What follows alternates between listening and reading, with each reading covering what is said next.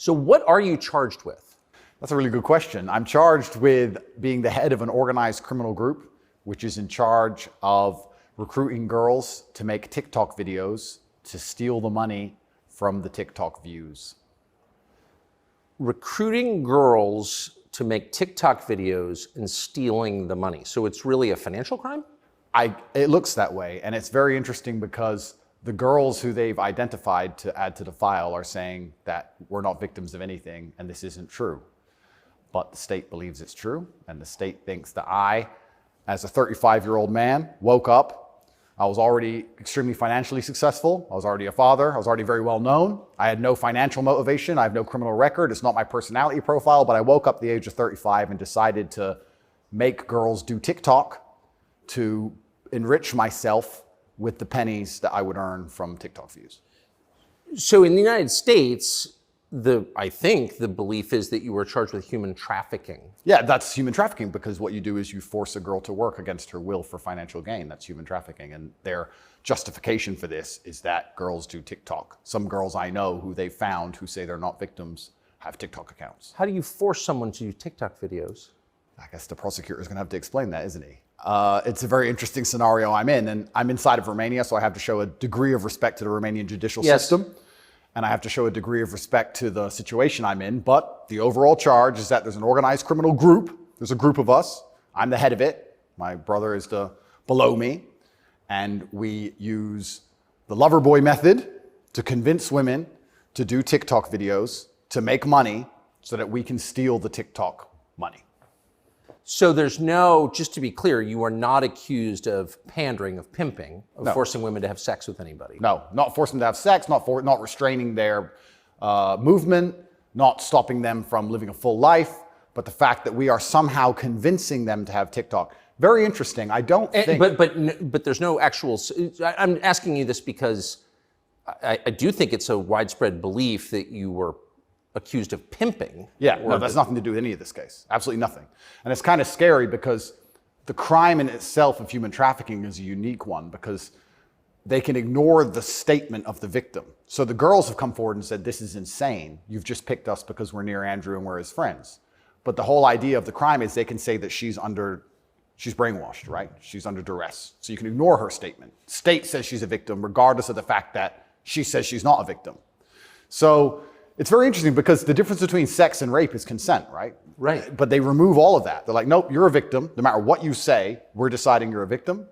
And they've chosen them. And of course, these girls do nothing pornographic. They've never had sex with anyone, nothing to do with that. So they've picked TikTok. So it's scary. Imagine you're a full-grown man anywhere in the world today. They can find two girls who have TikTok on their phone, which is every single female on the planet, and they can accuse you of forcing them to take the TikTok money. And even if the girls say they didn't do that, this isn't true, then you're still a human trafficker. But force, what does that consist of? Forcing someone to do something? Are they accusing you of using violence or? No, they're accusing me, and this is the thing, they're accusing me of using the lover boy method, coercing them by being nice. And by the way, these charges presumably are public, so... They're public, and this is extremely serious, but if you actually analyze the overall case against me, they're saying that Andrew and his brother, by being nice men, convinced girls to have TikTok accounts and then take the money. And it's very interesting because inside of the entire case file, there's not a single financial transaction to us for money. What are the penalties? They're extremely severe, 5 to 10 years in jail. And I've already served, coming up now, 7 months in a form of jail. They can only hold So you are essentially incarcerated right now. Absolutely, I'm on house arrest, and that counts as jail. You can only be held 6 months without charge. I was initially picked up, thrown in a cell without charge, and I think the intention of the entire investigation at that point was to find the crime because they had very, very weak evidence.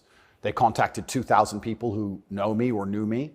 They tried very hard to convince some female somewhere to come forward and say something bad about me. The media machine, which works hands in hands with the justice machine, as you know very well, did exactly that. In fact, they offered bribes effectively. They'd call up ex-girlfriends and say, if you have anything bad to say about Andrew, we can pay you $50,000 for the story. And they tried very hard. They didn't find any evidence of anything.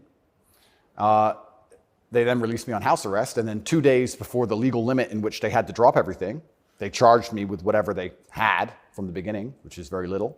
And now we have to wait for the Romanian judicial system to analyze the file and God willing, throw it away. How long did you spend in jail?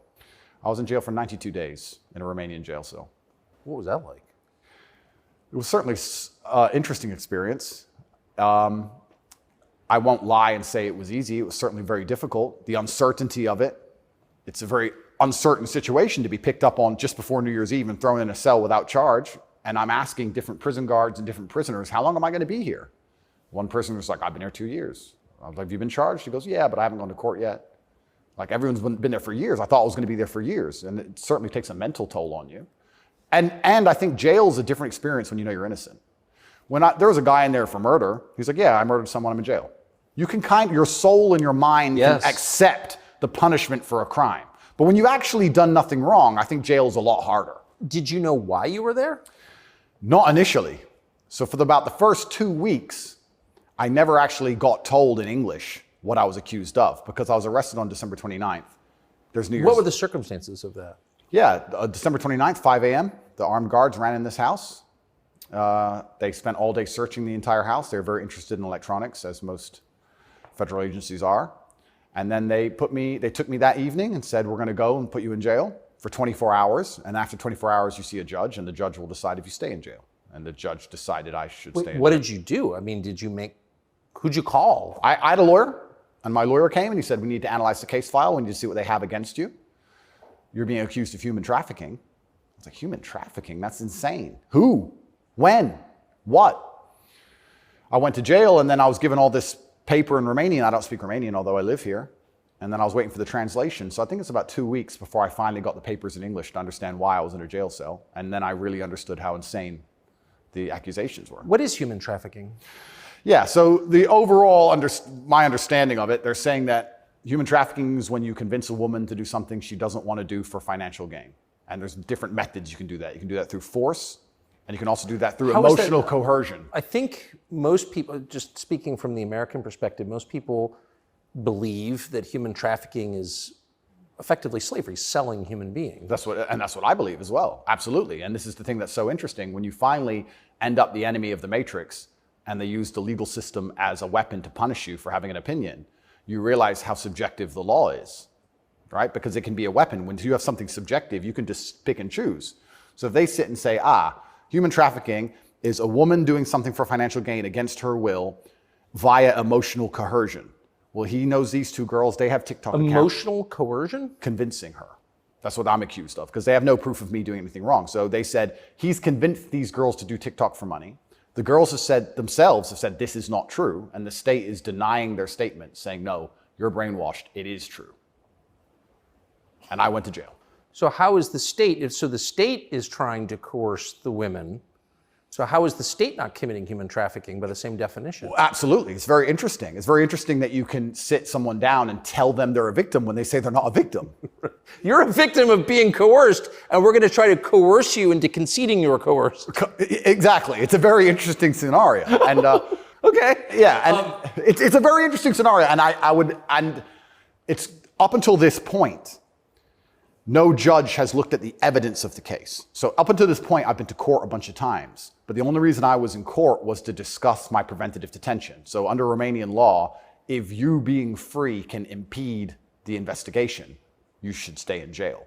So the judge agreed that, yeah, maybe if he's free, he can damage this investigation because they're trying very hard to get something on this guy. So I've done a bunch of jail time. And now it just begins. The judge is going to look at the case. And like I said, God willing, I still have enough faith in the Romanian judicial system that she's going to look at this and go, this is not a crime. Or you're aware of the media coverage of this, however. So you're in jail for 90 days or more, and the rest of the world is talking about you. Do you know what they're saying? They're saying very heinous things, and I would hate to come across as a conspiracy theorist, Tucker, but I kind of have a feeling that this might be something to do with my influence and an attempt to slander my name. Perhaps I'm crazy. But the fact that they chose such a heinous crime, and they reported it so heavily, and they won't shut up and keep repeating basically a slander attack day after day after day. Also considering the fact that other people who genuinely commit heinous crimes have far more favorable press coverage. I don't want you to think I'm a conspiracy theorist. Please, Tucker, I would hate for you to come here and call me crazy. Yeah. But something very strange about it, and I think What, when Jeffrey Epstein's friends call you immoral? Yeah. The goal of it is certainly to slander my name, and I like to see it as a litmus test. I like to see it as an intelligence test. Anybody who wakes up and looks at me and goes, he's a human trafficker because of TikTok, they're fully gone. So, but from the West, just to defend the average news consumer in the West. Sure. Andrew Tate, kind of an outlaw. Yep. Lives in some palace in Romania, wherever that is. Yep. And Romania sounds like the kind of place where human trafficking is like the main industry. A lot of it happens here. That's what's so crazy about it, right? What's so crazy is if they really want to find a human trafficker, I think they could probably do it quite easily. But they managed to get me. That's certainly the perception. But it's one of those charges that kind of sells itself. Oh, absolutely. And it doesn't matter if you're found guilty or not, right? You're a human trafficker forever. And but I do think that public consciousness is changing. I think with things like there's been some very large court cases recently involving some very famous people in which women were caught lying, trying to slander men's names for rape and these kinds of things. And I don't think people believe it anymore. But that scares me to a degree, because I think that the typical weapon, the standardized playbook, is now failing, and I don't know what the new playbook's going to be. It's almost like better the devil you know. That you're too famous, you're too successful, we don't like you. Call him a rapist or a human trafficker, put him all over the news, slander his name, try and wreck his life. Now that nobody believes it, what's the next move? What are they going to try next? Wouldn't it just have been easier to commit like a massive financial crime and defraud people of billions, come up with like a fake cryptocurrency, call it like, I don't know, FTX, or just give a name to it. Yep, something random. You know, steal billions and get your parents involved and buy a bunch of real estate in the Bahamas, and then like you'd be sort of a hero, right? Oh, absolutely. And I would have certainly made a lot more money than TikTok, because I don't think TikTok even pays you for views. And if it certainly does, I never got a single transaction from it. So it's a very interesting scenario. But if I was accused of a financial crime, my name would not be slandered. So of course. Well, of course not. You have the presumption of innocence. So just back to the jail thing. So you're in with your brother. At the beginning, I was not, but towards the end, I was, yeah. What did you do all day? It's a good question. I looked at the wall, stared at the wall, smoked cigarettes, lots of push-ups, read the Quran. You smoked cigarettes, did push-ups, and read the Quran. Basically, yes. And certainly had some introspective moments. Tried my best to get out, tried my best to via my small phone calls, understand what's happening in the outside world.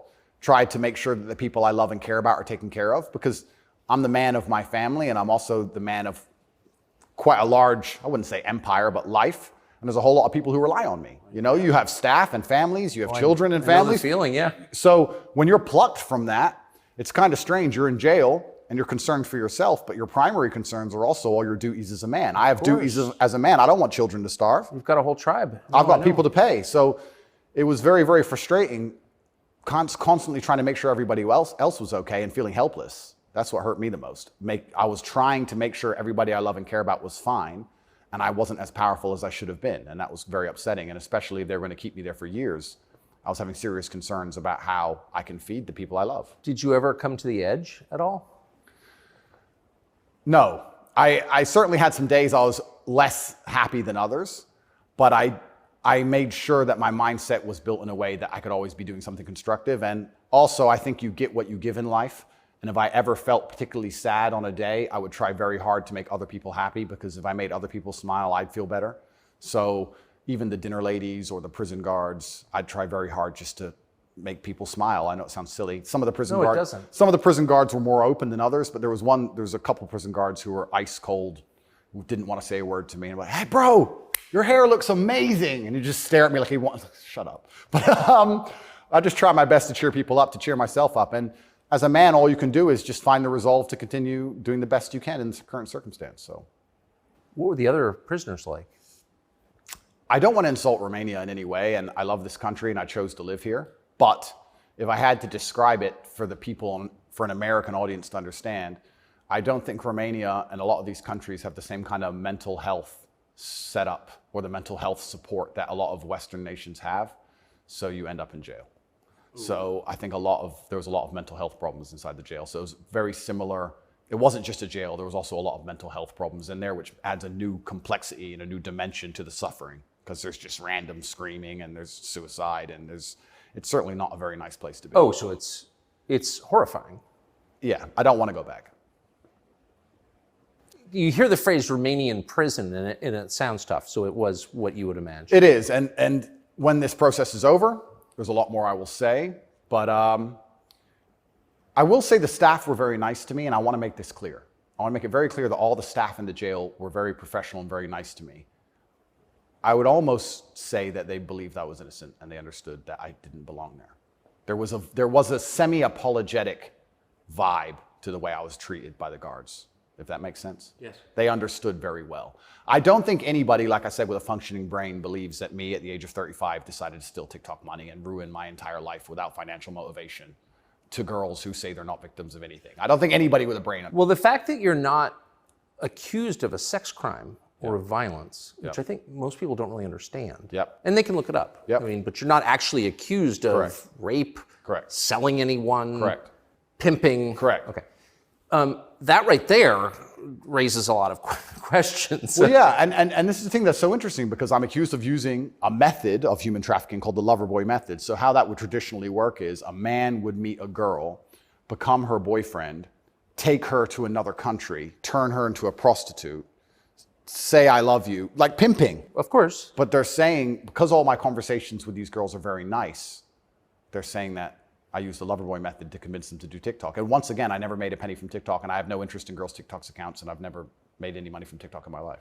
So that raises the question. So that right there, I think, I mean, we can let people assess. I'm not, an expert on the Romanian legal code, but that's kind of not the impression that most people have. Okay? And that's the media, who have made that the media have tried very hard to do that. And if I had to estimate, I think that the overall intention was just to throw me in a cell, use the media machine to drum up something real. I think that's what the goal was. So, but what's and I believe that. It seems, obviously. Yeah.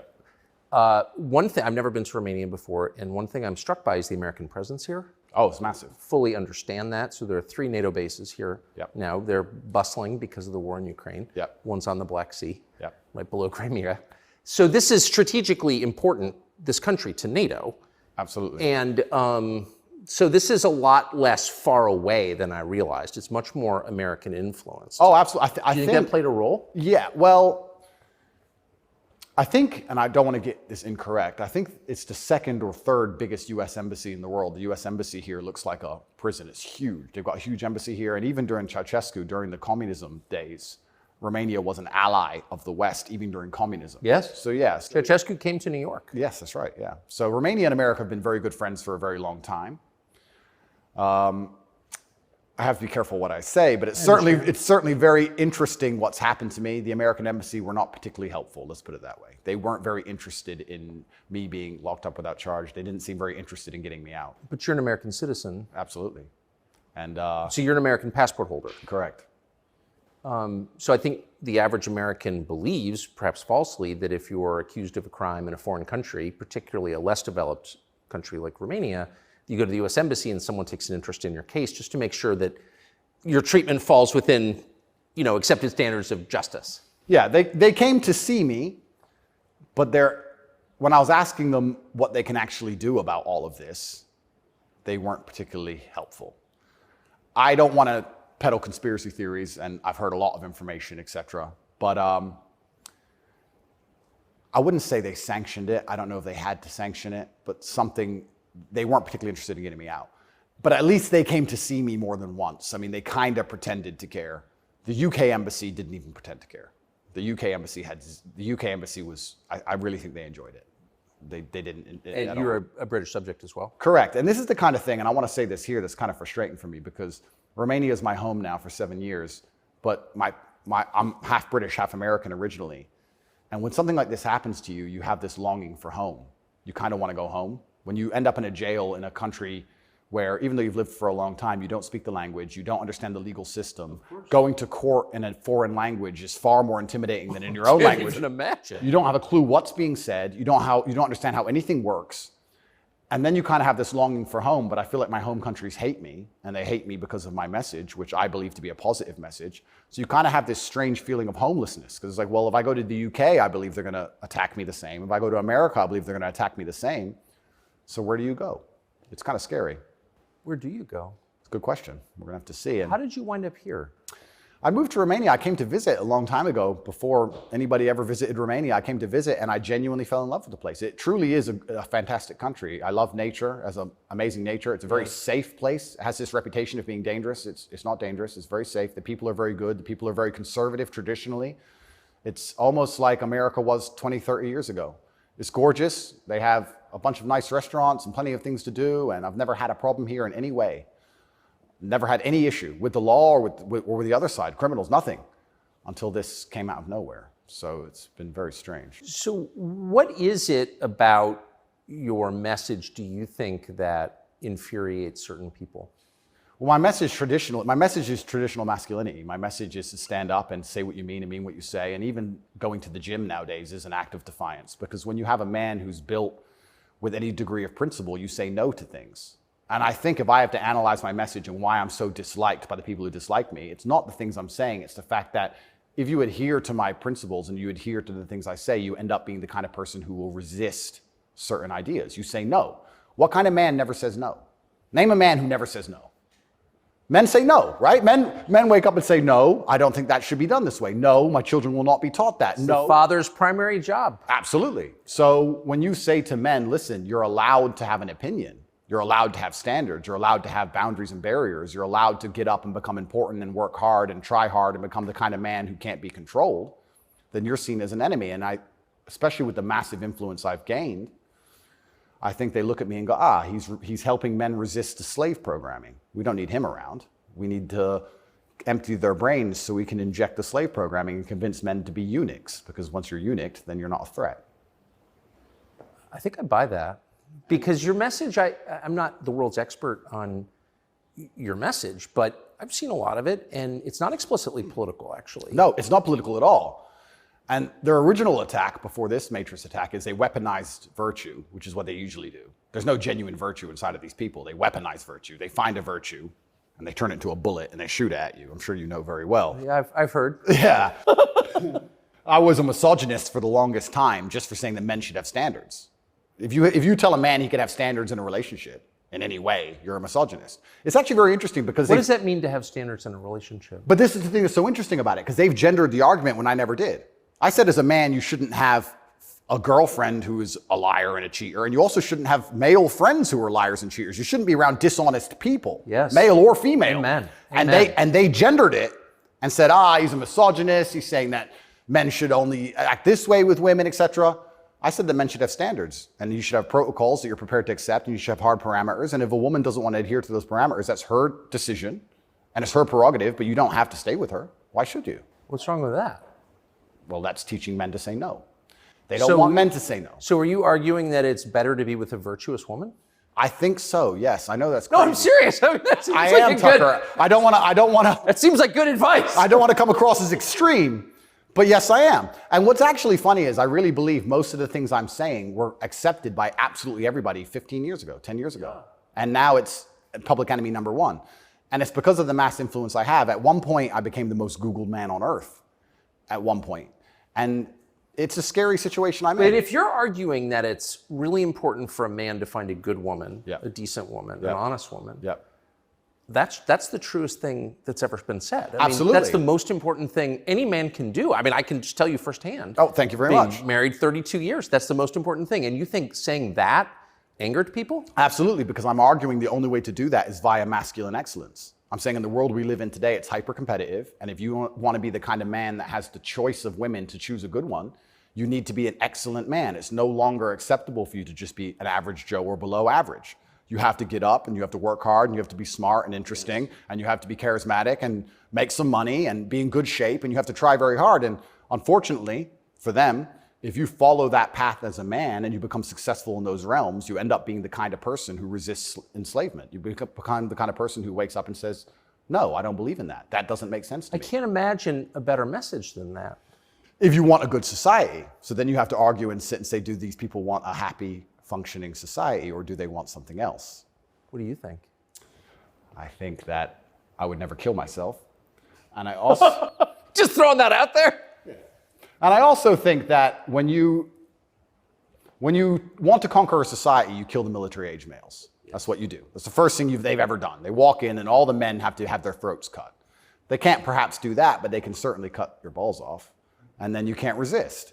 And I think there's certainly a movement to ensure that there's very little resistance left inside of the number one demographic which is required to resist oppression, which are military-age males. And they don't want those kind of people waking up with any kind of self-respect or standards, or to say, no, I don't accept this. I do not need a 9th injection. They don't want that. They want you to sit and say, I don't need it, but the news said so, so oh well. So in the one interview that you and I did, you had a line that I've been thinking about ever since. I thought it was so interesting. I never thought of it before. You said that a lot of people went along with the vax, Yep. and that you didn't judge them because facts change. But now that we know that a lot of what we were told was wrong and some of it was a lie, it is a requirement of your own dignity, of your own self-respect to say so. Completely. And people should apologize. I really do believe. And I have nothing against the people who fell for the propaganda, fell for the programming, and took the vaccine. Yes, I agree. Fine. But you should wake up and say, I was fooled. I've learned my lesson. I will not be fooled again. But if you were fooled by the MSM and took the injection, and you continue to be fooled, and you've not self-reflected, and you've not realized that they lied to you the entire way, and you now believe the new bunch of lies that are all over the television, then there's something wrong with you. Or you don't care that you were lied to. You don't care that you were lied to, because I think a lot of this is actually genuinely cowardice. I think it's a very easy worldview. The life is easier if you accept the news tells the truth. Yes. Everything they want me to believe is true. Everything's nice and simple. Good guys, bad guys, doop-de-doop-de-doo. And if you want to actually wake up, it takes a degree of bravery, because then you have to destroy your entire worldview, everything you've ever understood and everything you're told, and you have to really look at the world and go, oh, this is a mess. And that takes bravery. And once again, that's why they don't want men to be brave. They want you to sit there and go, oh, it's easier if just, CNN said, so it must be true. And it's cowardice.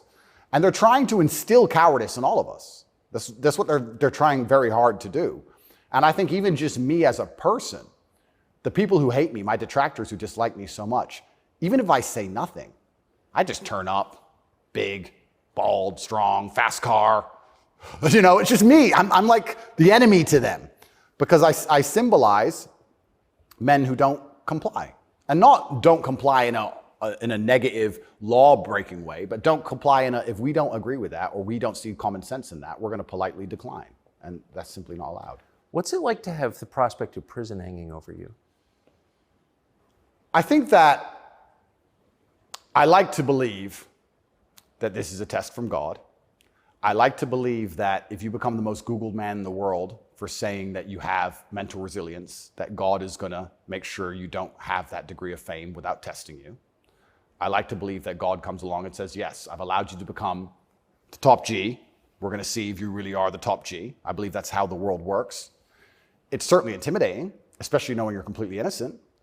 But I believe it's a test, and I believe it's my job to pass the test for my ancestors and for people watching over me and for God. And I think I have to do the absolute best I can possibly do in the scenario and the circumstance, regardless of whether I win or lose. I still believe I'm going to win, because I've seen the case file and I've seen that no laws have been broken. But even in the very unfortunate circumstance that this matrix attack goes deep enough to throw me into a jail cell, I think I should handle it like a man. I think I should stay and finish the process, and I should walk with my head held high and suffer as much as I need to suffer to stick by my convictions and know that I'm an innocent person. And I refuse to break. I refuse to cry. I refuse to be depressed about it. I'm going to wake up and I'm going to smile regardless. And regardless of what happens to me, I want everyone to know that, one, I would never kill myself. And two, I think that as a man, there's always going to be a degree of pain and suffering in your journey. I don't think you're ever going to become a successful man or be good at being a man without pain and suffering. And there's many times in my life where something terrible happened to me, and at the time, if I could change it, I would have. But retrospectively, you kind of look back and go, you know what, that was formulative for me. That's right. That is what God decided I needed to become who I became. So all of the pain and all the suffering I've ever gone through in my life ended up, in the end, building me into the person I am, and I'm proud of who I am.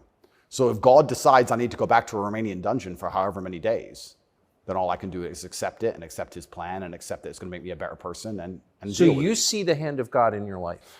Absolutely. I think that he is the best of planners. And like I said, if you retrospectively analyze all the times in life you wish you could have changed things, yes, he knew better. And I'm going to have to accept that. When did you conclude that? I guess I always kind of knew. I was atheistic for a while when I was younger. But as you get older, you start to look at the world and understand that the thing for me was actually, I guess, a scientific principle. It was Newton's law of equal and opposite force. If there is evil in the world, and I'd like to think we both agree there certainly is, yes, there has to be an equal and opposite force, which is good. And I would like to think that is God. Even the idea of God as a notion, even just as a concept, if that idea of God resists evil, then God is real. If you have two islands, you have two people, let's say a ship crashes, and you have two people who swim to two different islands, and one island they're atheists, savages, and they rip you apart, and the other island you get there and they believe in God and they believe they're not allowed to kill you. Even just their idea of God saved your life. So I think even just the concept of God in and of itself, if enough people believe and it makes them do good, then God must be true, and that's the equal and opposite force to the evil of the world.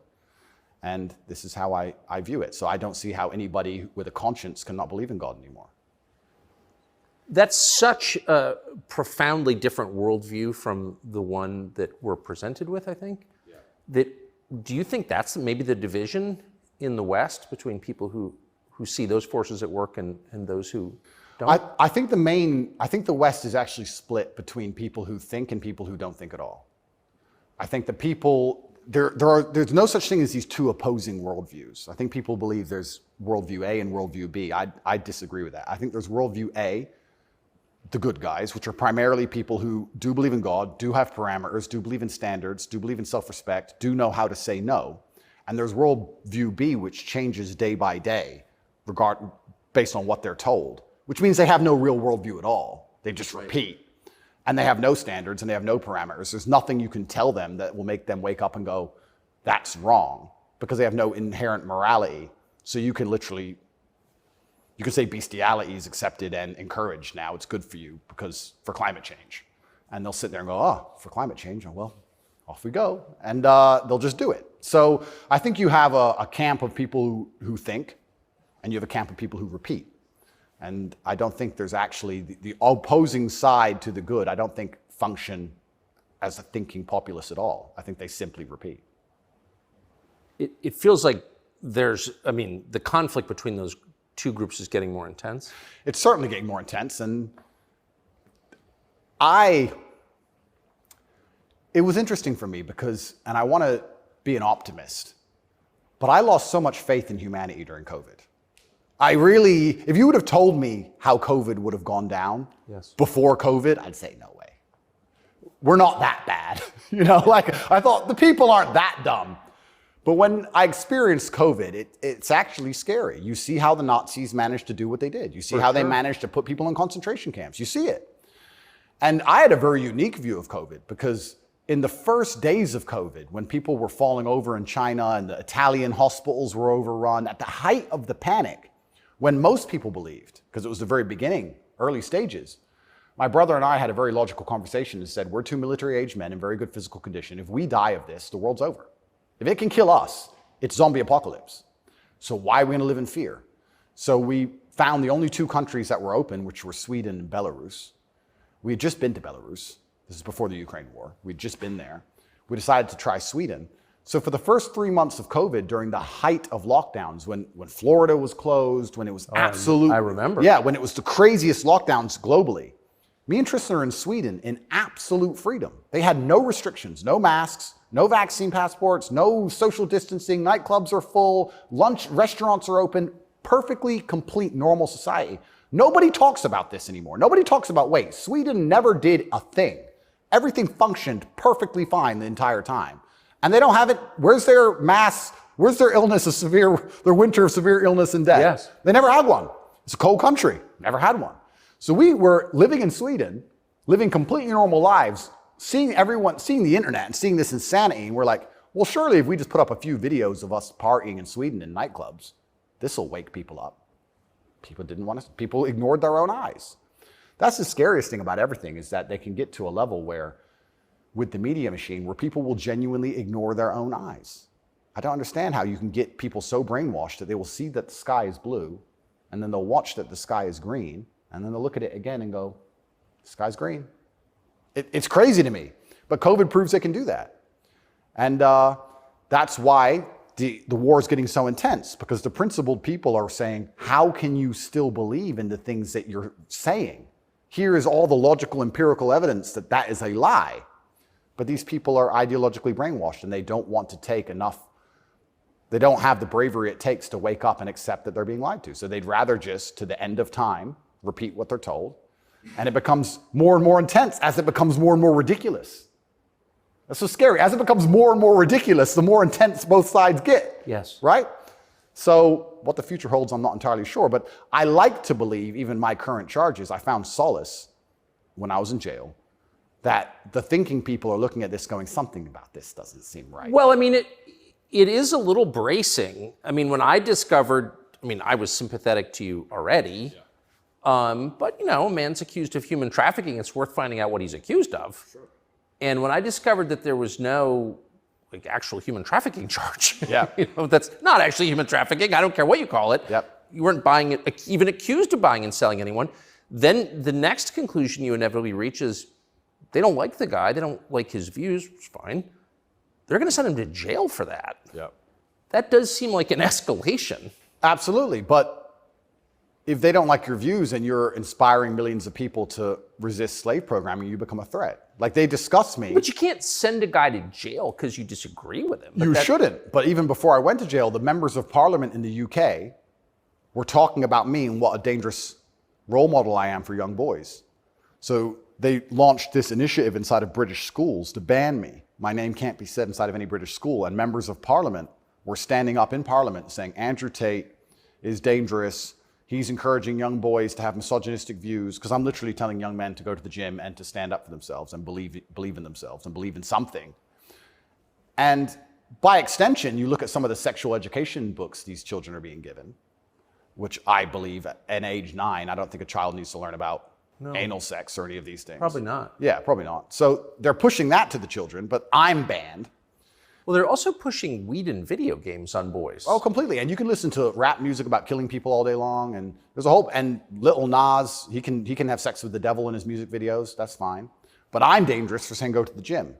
And once I realized what was scary to me is, I said this to my brother. I said, once the parliament's discussing you, you're basically considered a national security threat at this point. You're a threat to national security at that level. And then all bets are off. Right? What about the UK? So the UK has become more authoritarian than anywhere in the Persian Gulf. Correct. How did that happen?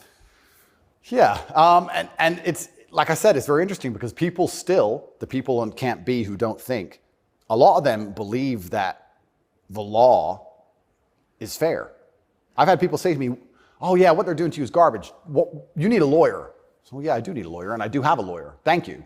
But it's not that simple, unfortunately. You know, the law is very subjective, and if they want to attack you with it, they're going to do a very good job of attacking you with it. And that's what the UK does. The UK have these laws which are extremely subjective, and they can use it as a weapon to basically silence anyone they decide. But or why? hurt anyone they decide. England is the birthplace of free speech, of habeas corpus, of kind of framework of liberal democracy that we thought we believed in. Yep. And now it's a country where people are arrested for praying. Well, what happened? Good question. And there's a saying that I heard, and I don't know who said it, but he said that a sick country adopts laws like a dying man will try medicine. And I think that the UK is failing in real time. If you look at it in any metric, whether it's living standards, whether it's crime rate, any metric you can measure the success of a country by, it's fallen off the cliff. It's becoming more and more expensive to live there. The education system's gone down the pan. London is the stabbing capital of the world. You're not safe to leave your house. So their answer to this is just more and more and more laws. And unfortunately, as they do that, they're not even intelligent enough to actually attack the people who are doing genuinely bad to the world. They just make more and more authoritarian laws, and they end up using them to attack the people that the government doesn't like. And I ended up being one of them. And I think Europe in general has problems. If you look at France as we speak, I think it's on fire, isn't it? Most of it? It is. Yeah. So they have issues, and their answer, what's a government's solution to anything? Law. What can a government do? No matter what. But they're not laws that are aimed at fixing the problem that's right in front of them. No, they're laws aimed at fixing the person who's talking about the problems. So why don't you get rid of the guy who tells everybody? Isn't that easier? Tucker? Why fix any of this? If we just shut him up, They won't know. No, but that's like responding to a heat wave by breaking your thermometer. Completely right. That's, It's like, that's the plan. insane. Plan one is to break the thermometer. We might deal with the heat wave a bit later. But Get air conditioning. No, let's break the thermometer. for now, there's too many people talking about the heat wave. So let's just break that. And then later on, maybe when we have time, we'll do something about the actual issue. It does seem like a lot of this is an effort not to talk about the real thing in Europe anyway, which is migration. Yeah. And the UK, formerly known as England, and France have both been completely changed by people from other countries. Yep. And I'm sure have added good things too. I mean, I'm not, you know, but they've changed them, and in general, they're not better countries. And like, why can't anyone admit that? But this is what's really interesting to me about what's happening, because we're talking about masculinity and men who say no and men who stand up. But there has to be balance, right? Yeah. Everywhere in the world, there has to be power balances. If there's not a balance in power, there's going to be a vacuum, and that's going to be filled. If you neuter the native population of men, if you destroy their mentality to resist, if you tell them that every single thing about them masculine is wrong, and you basically feminize and eunuchate them, turn them into eunuchs, and then you import high testosterone men from the third world who don't believe any of this garbage, who grew up in a society where they understand the only way to succeed is to be a fearsome predator to a degree. What do you think is going to happen? Like, who's supposed to protect the sanctity of these nations and these settlements and these towns and villages? The police? No. In general, I would argue that it's the masculine essence that can be detected by the people who arrive. I guarantee if you were to put a bunch of these migrants in Sarajevo or Moscow, they behave themselves. Oh, but yeah. I have a feeling they just look around and go, not today. But when you neuter the native populace, then it's like, well, there's a power vacuum. And when there's a power vacuum, what do we expect to happen? So that's what are the French going to do about it? What's your average Englishman going to do about it? Nothing. And that's the thing. And that makes you wonder, is this purposeful? Like, why these two actions of neutering the native populace and importing these high testosterone third worlders are so at odds with each other. Is this purposeful? I'm not sure, but has anyone considered this? So yeah, it's interesting because you talk about these are huge and intentional trends, and I mean they're historically transformative trends. They're a big deal. And so they're probably not happening by accident, right? There's got to be some intent. How could there not be? That's right. And how do they expect all of this to end? And this is exactly what's happening with migration. The problem with migration specifically is that there's no native masculine populace to enforce any degree of culture or boundary or parameter. And like I said, I would argue the point, and I've been to Sarajevo and I've been to Moscow, I've been to these places, and I've seen there's a whole bunch of migration and everybody seems to just behave a little bit differently. And I think that's because people understand. That men live here? That men live here. Yeah. If you turn up in someone's house and their house is pristine, you're probably going to take your cup and you're going to go put it in the kitchen. But if you turn up in somebody's house and it's a fucking mess, and nobody respects the house and nobody cares, and the man is drugged out of his mind, half asleep on the couch, what are you going to do with your cup? You're going to leave it there. You don't give a shit. If you turn up to the Western world and look at it, then you're going to hit on his wife. Absolutely. So what do we expect to happen in these scenarios, right? And it is purposeful, and it is scary that even me just telling men to go to the gym is seen as an act of defiance to the point where I have to be punished. I must go to jail. I must be silenced. The thermometer must be broken. If at the end of all of this, no matter what happens, do you plan to stay in Romania? I love Romania. I love this country. And if I am found not guilty, I will stay in Romania, yeah. I will still stay here. I don't believe in running away. I also believe, and perhaps this is... Yeah, I didn't even want to ask you that because you've got a legal case pending, but I mean, presumably you're rich enough to run away when you haven't. Correct. I'm not going anywhere. I think if I was anywhere in the Western world, this would have happened to me. I don't think this is Romania's fault. Let's put it that way. I don't think this is Romania's fault. I think if I resided in Switzerland or France or Italy, the same thing would have happened. From knowing what I know. I think it was going to happen to me regardless. And I think I do have a large amount of sympathy, especially amongst the Romanian population. I get thousands of messages a day from Romanians apologizing to me. Yeah. I think the people here actually like me. My waiter at lunch yesterday is one of them.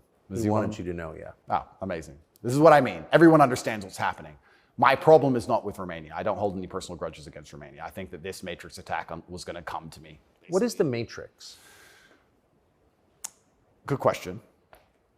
I guess some Americans call it the deep state, but I like to look at it in a more global way. When I say the Matrix, I think there are certain agendas which are being pushed.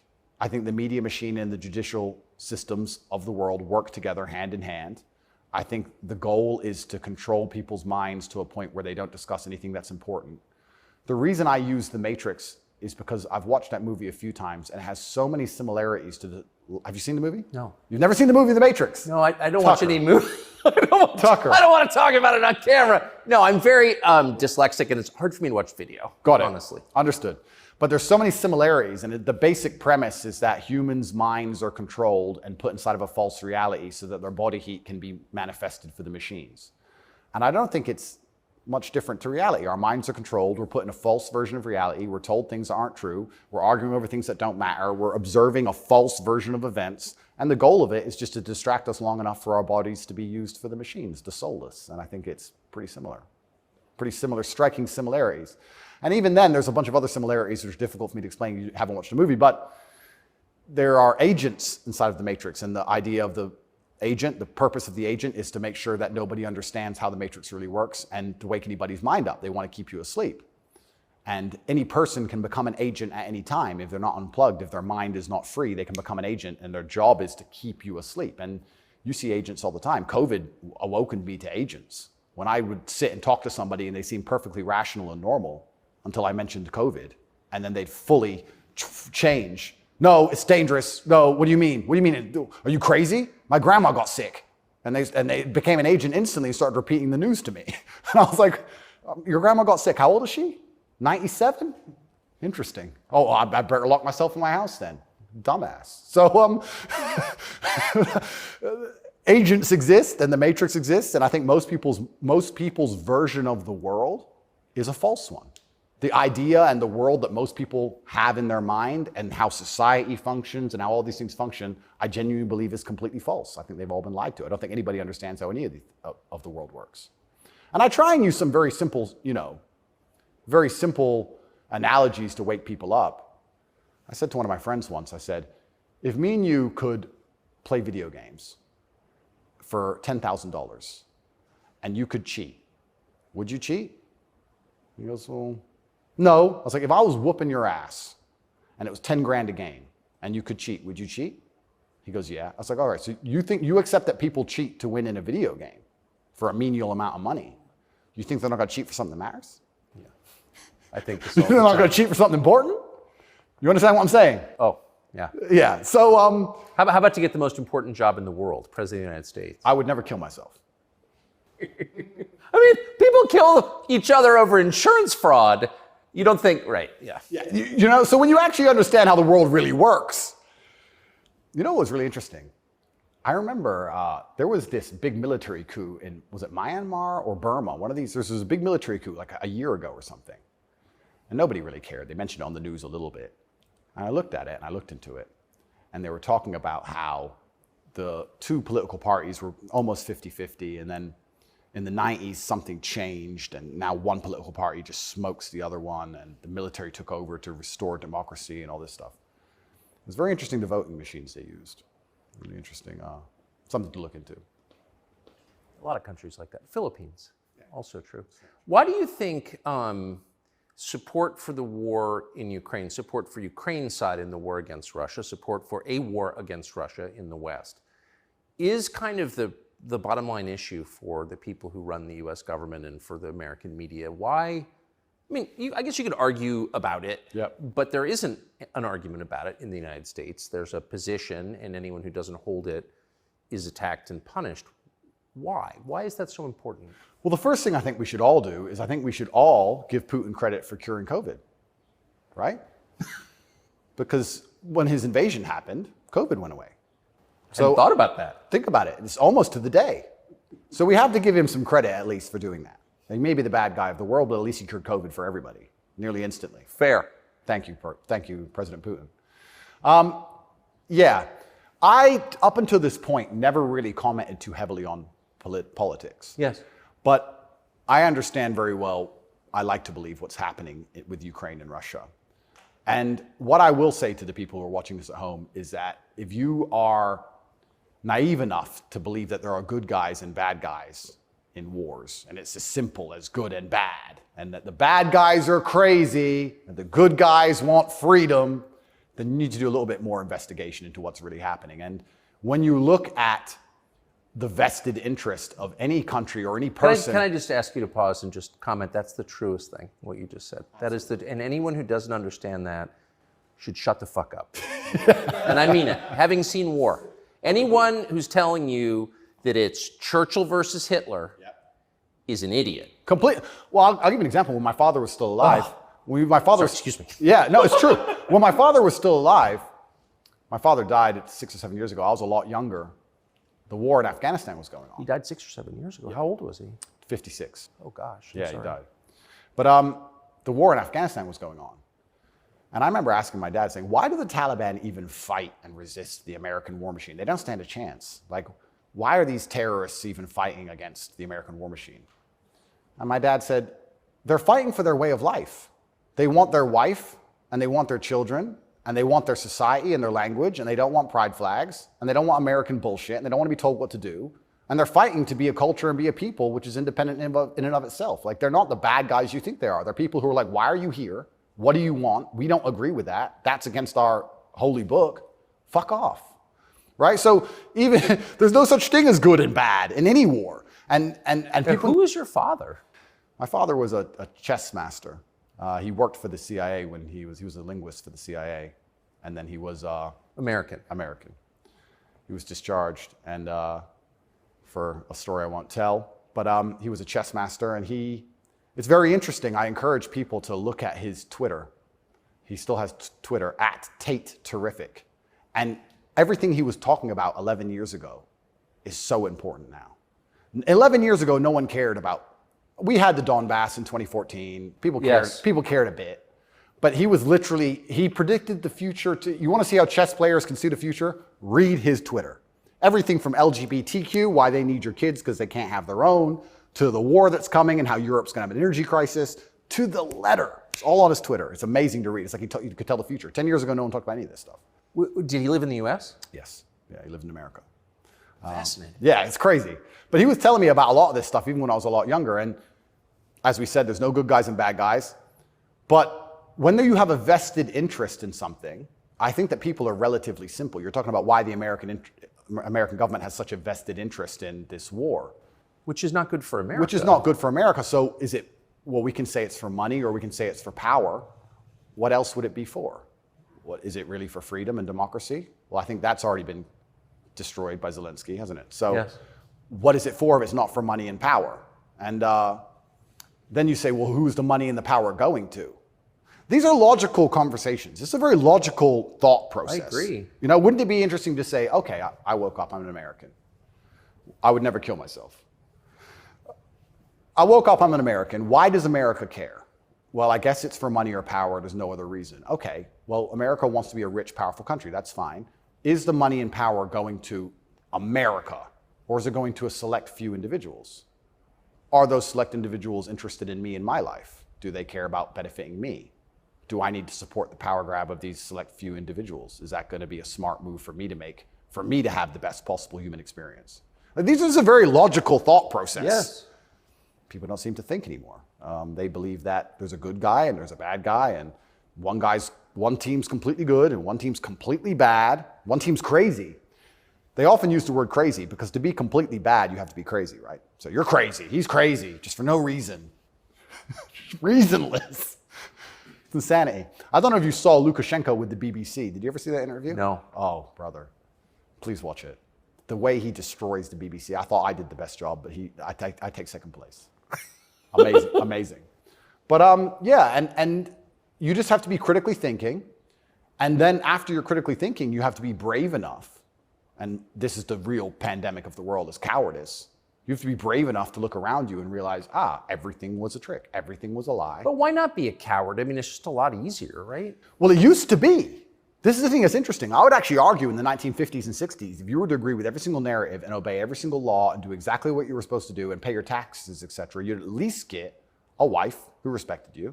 You'd at least have children who could go to school without being indoctrinated to a degree. Yeah. You could have a nice house. You could have a pickup truck. You could have a pretty good life if you just followed the rules. Yes. I don't think that's true anymore. I think that if you are a man especially, and this is what I talk about masculine issues. If you're a man who was born and you decide to do exactly as you're told, you're going to end up depressed, in debt, working a job that you hate, with a wife who doesn't respect you, with kids who don't listen to you, in a house you don't own, until she leaves you, and then you contemplate suicide a while, and maybe you might find some purpose towards the end, enough to survive and pay your taxes, and then you're gone. I don't think a man who just follows the programming is going to find any happiness. But they don't care. Why would they? They have no interest in masculine happiness. This is another thing that's very interesting. They talk about men's mental health all the time, especially in the UK. I'm not sure about America, but in the UK, they have this big drive for men's mental health, saying that men commit more suicides. Men a lot more. Because it's hard to be a man. We commit more suicides, we're more depressed, we have all these mental health problems. I come along, I genuinely get thousands of emails a day saying I'm helping men's mental health, but no. Can't help it the way Andrew wants. You can't tell them to go to the gym and stand up for themselves and have pride. What kind of man is going to have a solid mentality and not have mental health issues if he has no pride?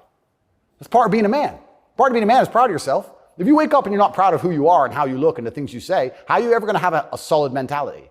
So when I teach things that genuinely help men's mental health, that's outlawed. No, you're not allowed to do that. Instead, you have to take our version, which is to pretend to care about men's mental health, but not give a shit. Give them a life they know they're not going to enjoy, pay taxes, and die. And men are the backbone. And medicate them. And medicate them. Medicate them long enough to keep working. The same way as we medicate farm animals. Just a bunch of injections. Yeah, just keep them alive long enough to get the milk. Milk's gone. Chop the head off. Boom. They need to put you in prison. They're trying. Yeah. I can see why. They're trying. And it's scary. A lot of people, but then what do? Do I just shut up? No. You don't think so? No, you can't shut up. I mean, because in the end, your self-respect, your dignity is the only thing. That's right. And this is what people don't understand. People say, Andrew, why are you fighting this war? And they don't understand that war is certain.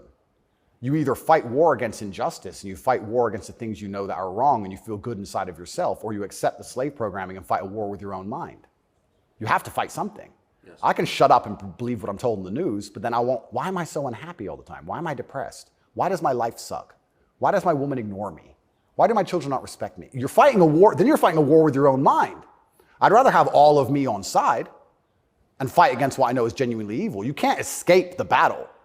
The battle's here for all of us. So I've made my decision, and that's why I can't be quiet, because you just said I would lose my self-respect and I'd lose my dignity, and I don't think I can function that way as a man. And I don't think any man should be able to function without self-respect and dignity. The reason men died on the Titanic was for self-respect and dignity. They went into the icy cold water and died because they would feel honorless if they jumped on the boat and left the women to die. That's right. So when you have self-respect and dignity, you have a hard parameter, and you'll do things which are deemed crazy or insane because you believe in them and you stick up for yourself. And that's why they don't want men to have self-respect and dignity. Rather be a free man in your grave. Absolutely. So I can't be quiet, and I'm going to say what I believe is true. And I genuinely believe I'm helping the world. I think that any young man who is a follower of mine, I will argue there's no influencer on the planet besides me who is genuinely benefiting their life. I know you're not big on the internet. I look at these other streamers and these other influencers. They play video games all day. They smoke weed on stream. They talk garbage. It's a bunch of drama back and forth like girls. I'm the only influencer or streamer who's genuinely talking about making money, because you need to have money to escape the matrix. It's very hard to resist enslavement when you have to pay the bills. Getting physically strong, because a strong body is a strong mind. Standing up for yourself. Self-motivation. All these things. I'm talking about genuinely positive things. Very few people are. And I think that is an extremely important message that needs to be told. And I'm not going to stop doing it, because I know I'm genuinely helping the world. And they're going to try and punish me for it for the rest of my life. I think this is just beginning.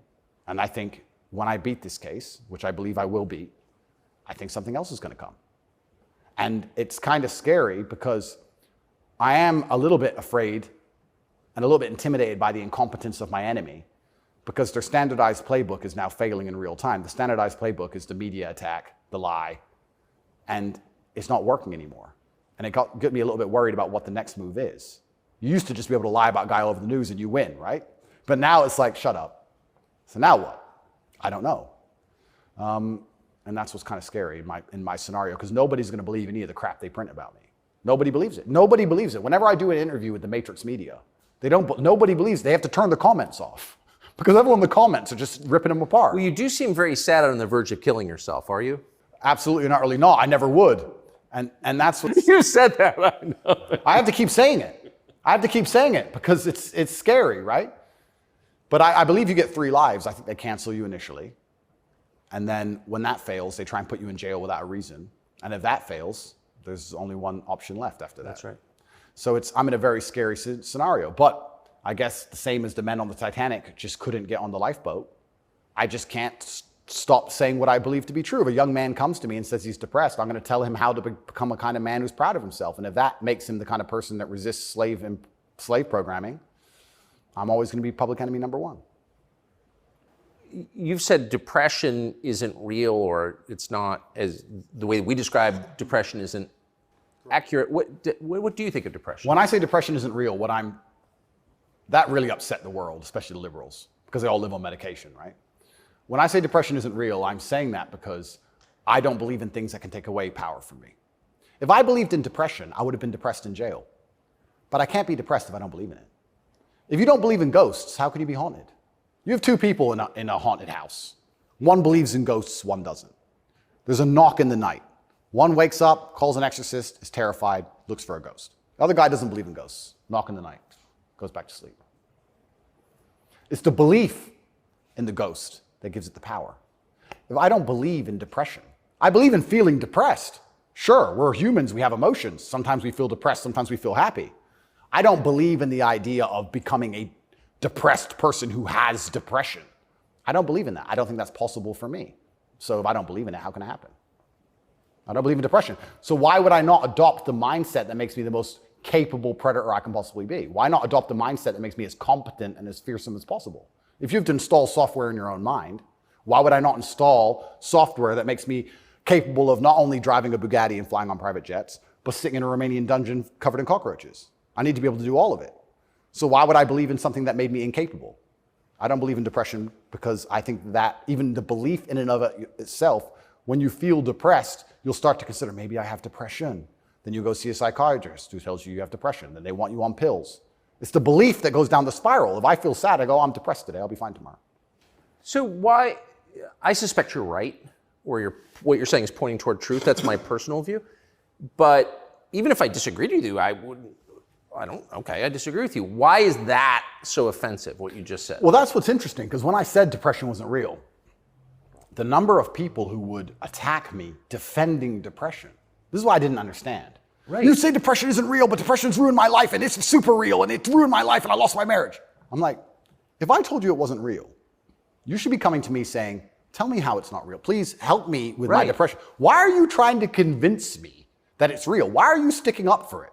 And why are you defending depression? And why would I adopt the thinking of someone who's sad? You're going to convince me to take your worldview. You just told me your wife left you, you're fat, and you want to kill yourself. And you want me to sit here and go, with my perfect life, and go, you know what, I want to think like this guy. You're out your mind. I don't believe in it. And because I don't believe in it, it's made me the kind of person who can't become depressed. And the reason they don't like me attacking that is because depression is a fantastic way to subdue a population, right? If everybody's depressed, it's hard to have a revolution. You're depressed. Oh, they've locked us all in our houses. I don't want to go outside anyway. I'm sad, right? So depression's a fantastic tool of population control. They have no problem with you being depressed. They have a problem with you being the opposite, principled and energetic. No, you don't want principled, energetic people. That's a problem. A bunch of depressed people, easy. If you had to invade a country, would you rather the opposing army be principled and energetic or depressed? I'll tell you, I would not want to be invaded by a cheerful army. Absolutely. That's scary. They're having too much fun, right? You want them all to be depressed. So a morose army is easier to defeat. I agree. Absolutely. So depression is a defended idea. You're not allowed to even talk about it. You're not allowed to help people get out of it, right? They like the idea of a depressed population. And this is what I say to people. Now, I'm not stupid. I understand like PTSD is real. I understand mental health is real. I'm not saying that, but I say if you're an 18-year-old boy or 18-year-old man and your life is pretty much okay, bacteria didn't steal your eyesight, which could have happened. You never had a car crash and lost both of your legs, which could have happened. You're actually very fortunate. And you wake up and you say, I'm depressed. I think you're an idiot. I don't think you're depressed. I think you've been psyoped. I think you feel a little bit of depression and you can fix that by changing your life.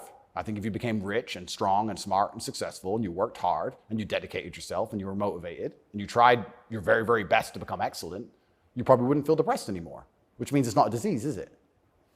So why would you, the only reason you're even saying you have depression is because you believe in it. So you're arguing for cause and effect. You're saying if you live a certain way, you're going to feel a certain way. Absolutely. And I also would argue that I think we've evolutionarily, even though I do believe in God, I think that we've designed ourselves and the human has grown into a way where if you feel depressed or sad, I think that's a fantastic trigger or a warning signal to do something. If you were to say to me, Andrew, you have to complete this monumental task. You have to conquer the world. I would say, okay, but I need a emotional motivation to do that. I need to be unhappy having not completed the task. I need to be uncomfortable, right? If you're uncomfortable being out of shape, you'll get in shape. If you're happy being out of shape, then you're just going to stay out of shape, right? So if you feel a degree of uncomfortableness inside of your mind, I think it's just your mind telling you that something about your life needs to change. Yes. You need to get up and change something. Guys would say to me, I'm depressed because I'm fat and I have no girlfriend. And I'd say, no, you have no girlfriend and you're fat and that's why you're depressed. If you go change those two things, you'd probably be surprised that your disease goes away. I had another guy say he was going to kill himself. I said, listen, it's back when I used to reply to my emails when I was smaller. I said, make me a promise, get a six-pack first. Of beer? I said, get a six-pack first, get in fantastic shape, and then do whatever you want. Didn't want to kill himself once he was in fantastic shape. So he did it? Yeah. I have the before and after. I'll put them on Twitter. Kind of interesting that, isn't it? So how are we going to say we have this disease, which is cause and effect? How are we going to say we have this disease where there's something wrong with you as a man, you have a disease because your life sucks? I don't think that's true. I think that your life just sucks and you should change it. And another thing I also preach, and this is another thing that's very important, I also think as a man, because life as a man is pain and suffering, and when I say that, because you're never going to be a good man or good at being a man without pain and suffering. You're going to have to go through a bunch of shit and have a terrible life to become a good man. I think you should embrace that and accept it. And I think that the correct mental model for men to have is a degree of stoicism and not to be too concerned with even how they feel. If I woke up today happy, I would have done this interview with you. If I woke up today sad, I would have done this interview with you. What's the difference? Why put so much importance on my emotion if certain things must be done? I must work, I must train, I must see Tucker Carlson, I must resist the Matrix. You've got duties. I've got things to do. So why are we going to sit around and talk about how I feel if it doesn't even affect how I act? And as a man, it shouldn't, because there's too much to do. And the masculine world is hyper-competitive. This is another thing most people don't understand. Totally agree. It's hyper-competitive out here. All the women want a few men at the top. The Ferrari, you don't want a Ferrari to drive fast. You want a Ferrari because other men want a Ferrari and can't have one. It's hyper-competitive. So if you're competing against every other man for every dollar you make, every girl you see, the house you live in, the car you drive, the life you live, you're not going to be able to compete with the person who performs regardless of how they feel if you only compete when you feel like competing. Right? Because there's men like me out there who will be sad every day and outcompete you regardless. I don't care how I feel. I will still win. And that's the kind of mindset you need to adopt. So when a man comes... You've got a job to do. Stop whining. Go to work. Completely. Yeah, I agree. Completely. Yes. So when men say, but I feel sad. Who cares? The world doesn't care. All the men who are out here to destroy you and take your girl don't care. So why do you care? Like the person who should care least is you. You're the only person who wakes up every day who should have a genuine vested interest in improving your life. Nobody else wakes up and wants to improve your life, only you. So if nobody else cares about how you feel, why do you care? So my argument also for depression is, you're depressed, fine. Have you trained today? Well, that doesn't change what you should do with your life, depressed or not. And I don't say this because I'm an eternally happy person. I say this because I've experienced all ranges of human emotion. I was in a Romanian jail cell with cockroaches crawling all over me as I slept. I never missed a day of training. I wouldn't say I was particularly happy, but push-ups must be done. So they got done. You're very close to your brother. Correct. And you were locked away for part of that with him. And did you have fun at all with him? Yes. I do think there's something inside of men, whereas if you're with your boys or you're with your group of men, there's something inside of us. Totally. And it allows you to make the absolute best of the worst situations. Maybe that's an evolution from war. You know, all the Yes. men went to war and you saw all this pain and suffering and you saw heads, people decapitated and you're injured, but then you sit around the campfire and you're laughing. You're laughing. That's right. It's something inside of us that's like a coping mechanism when you're around men. So when me and him were together, no matter how bad the scenario or no matter what they tried to do to us, part of us would just look at each other like, cigarette? And you find joy in that. And yeah, there's definitely, and that's another thing I think a lot of men are lacking. A lot of men are missing is a masculine support network. I think Buddies. Yeah. You know, you talk to a guy and say, what was the highlight of your life? What was the best time of your life? And they'll say, college football. It's not about the football. It's about the team. Yeah. You know? And I think a lot of that's destroyed as well. Because also it's interesting how everything interconnects. When you destroy honor and principle and the masculine essence inside of men, well, now as a man, it's very hard to have friends. I wouldn't want to have a male friend who had no principles, no honors, and didn't work hard and was always crying about being sad. What do I want to hang around with him for? He's a loser, right? So then your support network's destroyed. And I think that men have always needed that since the dawn of time, and I think that's gone. But they don't have friends. Men, especially middle-aged men, have no friends. Absolutely, because they've been told that to give them all away and do as the wife says, and then she left him. No wonder he wants to kill himself, wouldn't you? No wonder he's depressed. It just sounds like the worst existence ever. And now we're living in a world now, especially, where everything is hyper-competitive, especially the sexual marketplace. Like if you're a 52-year-old, overweight, average income, no fame dude, and you have to find a girl, it's going to be pretty difficult to find a good one. It's going to be very hard. So we're like, well, of course he's lonely. Then his kids don't respect him. They're busy. Like, of course he's sad. Like, it's actually heartbreaking to discuss. It is heartbreaking. It's heartbreaking. But then how do you prevent that happening? Well, then you need to be a man of honor and principle and make sure that you keep your support networks and make sure that your woman does respect you. And a woman's going to respect you when she sees other men respect you. Yes. And they're only going to respect you if you respect yourself. But to respect yourself, you have to be the kind of person who says no. What do you think of porn? There's been some statistics, there's been some studies done. Most men or less men are having sex than ever before. I've seen that. Yeah, and what is that? Well, that's an extension of the fact that masculine virtue is being destroyed. That's the thing that's interesting about all these things. They psyop, especially men, they say, listen, women want a feminist man. Women want a man with no moral principle who would make sure that there's a conversation about who should fight the burglar when your house is broken into, because equal opportunities, equal rights, of course. Don't presume just because you're a man that you should defend her physically. Of course not. That makes you a bigot and a misogynist. So they convince men to adopt these virtues in ways. And of course, women, by and large, dislike them for it. So now as masculinity is plummeted, a whole bunch of men are simply not having sex anymore. And then they become addicted to porn, which is cucking, effectively. I mean, two people are having sex and you're just watching it. and it's become Good point. I mean, and it's become a pandemic, right? So men are replacing genuine sexual relationships with just the computer screen and porn, and it's becoming a very, very big problem. And that's also exasperated by the fact that I think the sexual marketplace has become globalized. This is the thing I say to young men. A lot of men come to me with problems, and my only answer to them is masculine excellence. I say that in the world we live in today, being a normal man or below normal is going to be terrible. You have to be an exceptional man because the sexual marketplace, especially, even if you just want to find a wife, is globalized. If you, in 1955, if you met the hot girl in the Nebraskan town, she was the hot girl in the Nebraskan town. If you meet her today, she's being offered to go to Courchevel and go skiing in France, and she's being offered to fly to Dubai, and there's millionaires who can just fly her anywhere and give her anything she wants. And who are you? Right? It's getting harder and harder as a man to even find the most basic human function of reproduction. Even to just find a woman you can reproduce with, it's becoming more and more difficult. You also couple that with the fact that they've destroyed morality in women also. So when you destroy the morality in men and you destroy how a man should act, and then you destroy how a woman should act, you're both going in the opposite direction.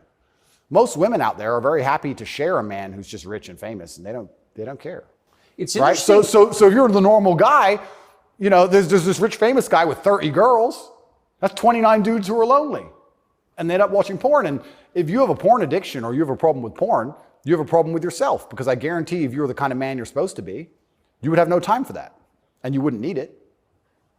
I can confirm that's absolutely and utterly the case. Yeah. So the fact you even need porn shows there's a problem with you as a man. Because if you were the kind of man you could be, and I genuinely believe that any man can become anything, then you'd have unlimited sexual options and you would have no interest in that. And I do want to make this clear to the world because there's a bit of a misconception about my story. My father was in the military and then he left to become a professional chess player. He was a traveling chess player. You don't make money with that. My mother and father broke up at age 9. We moved to England purely because you get more help from the state. I was raised on welfare in Marsh Farm, which is the worst area of the worst town, Luton, with the highest crime rate. I went to a school with a 4% pass rate, single mother household effectively. Started from absolutely nothing, became a kickboxing world champion. Your mother was English? English, correct. So I started at the absolute lowest echelon of life and I would like to consider myself somewhere near the top now. I've been through absolutely every stage. So when I say to men, you can become anything you want, and my answer to you is masculine excellence, there's no other answer. I can't tell you how to rig the game and cheat the game. If we're all racing a race and I have a Ferrari and you have a Nissan, I mean, sure, you can get a bit better at driving, but you're probably going to lose. You have to get a better character to play this game of life. So that's why I preach masculine excellence, because for many of the world's problems today, porn, sexual access, being respected by your peers, making sure that your wife's going to stay with you after the children are born for a very long time, that's right, being happy, anything, it all comes down to who you are as a man. The only answer is masculine excellence. There's nothing you can do besides hard work, accept the trauma and pain and suffering, and work harder than everyone else around you worked. And that's why porn's a problem. So I will genuinely say to any man out there who finds himself loading up that website, go take a look in the mirror and realize why no one wants to fuck you. Fair.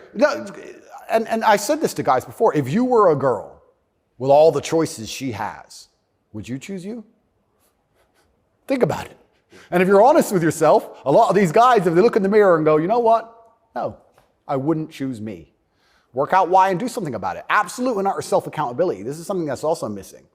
I take accountability for everything in my life. Even going to jail, although it was unfair, although it's a matrix attack, although it's garbage, it was my fault. I sat there and go, what did I do wrong? How can I learn from this? Where is my part to play in this? What did I do? Because my actions are what I have the most control over. I have self-accountability for everything. If a woman doesn't want to sleep with me, I don't sit and say, women are this way, society's that way. I just sit and say, okay, why? What can I change? So any man who's loading up porn needs to go have a long conversation in the mirror and realize that he's not desirable or as desirable as he should be or could be. I come from absolutely nothing. I'm mixed race. My father was black and my mother's white. So statistically, mixed race, single household, single mother household, bad area. I ticked every box to end up in jail. I ended up in jail for the wrong reasons. I guess you fulfilled your destiny. Can't escape statistics. I ticked every box to be a delinquent, and I refused to be one. I absolutely not refused to be a delinquent. I said, no, that's not who I want to be. I want to be a superhero. And I know the only way to be a superhero is to, 1, suffer, like Batman did, his parents died, and 2, work hard. What does your mother think?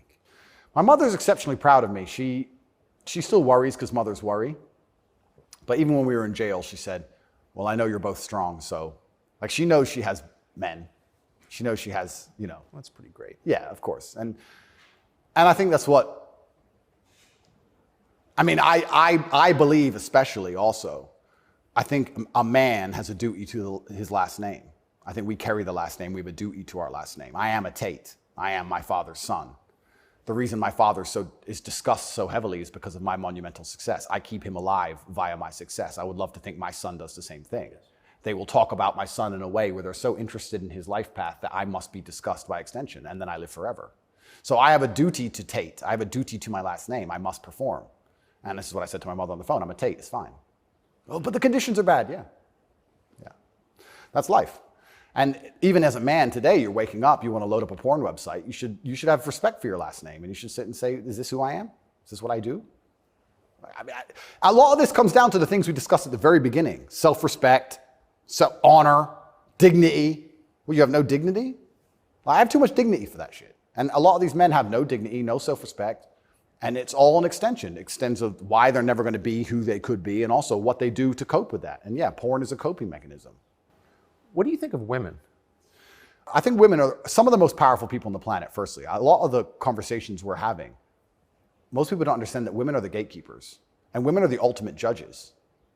Women are the ultimate judges, especially of sexual access, right?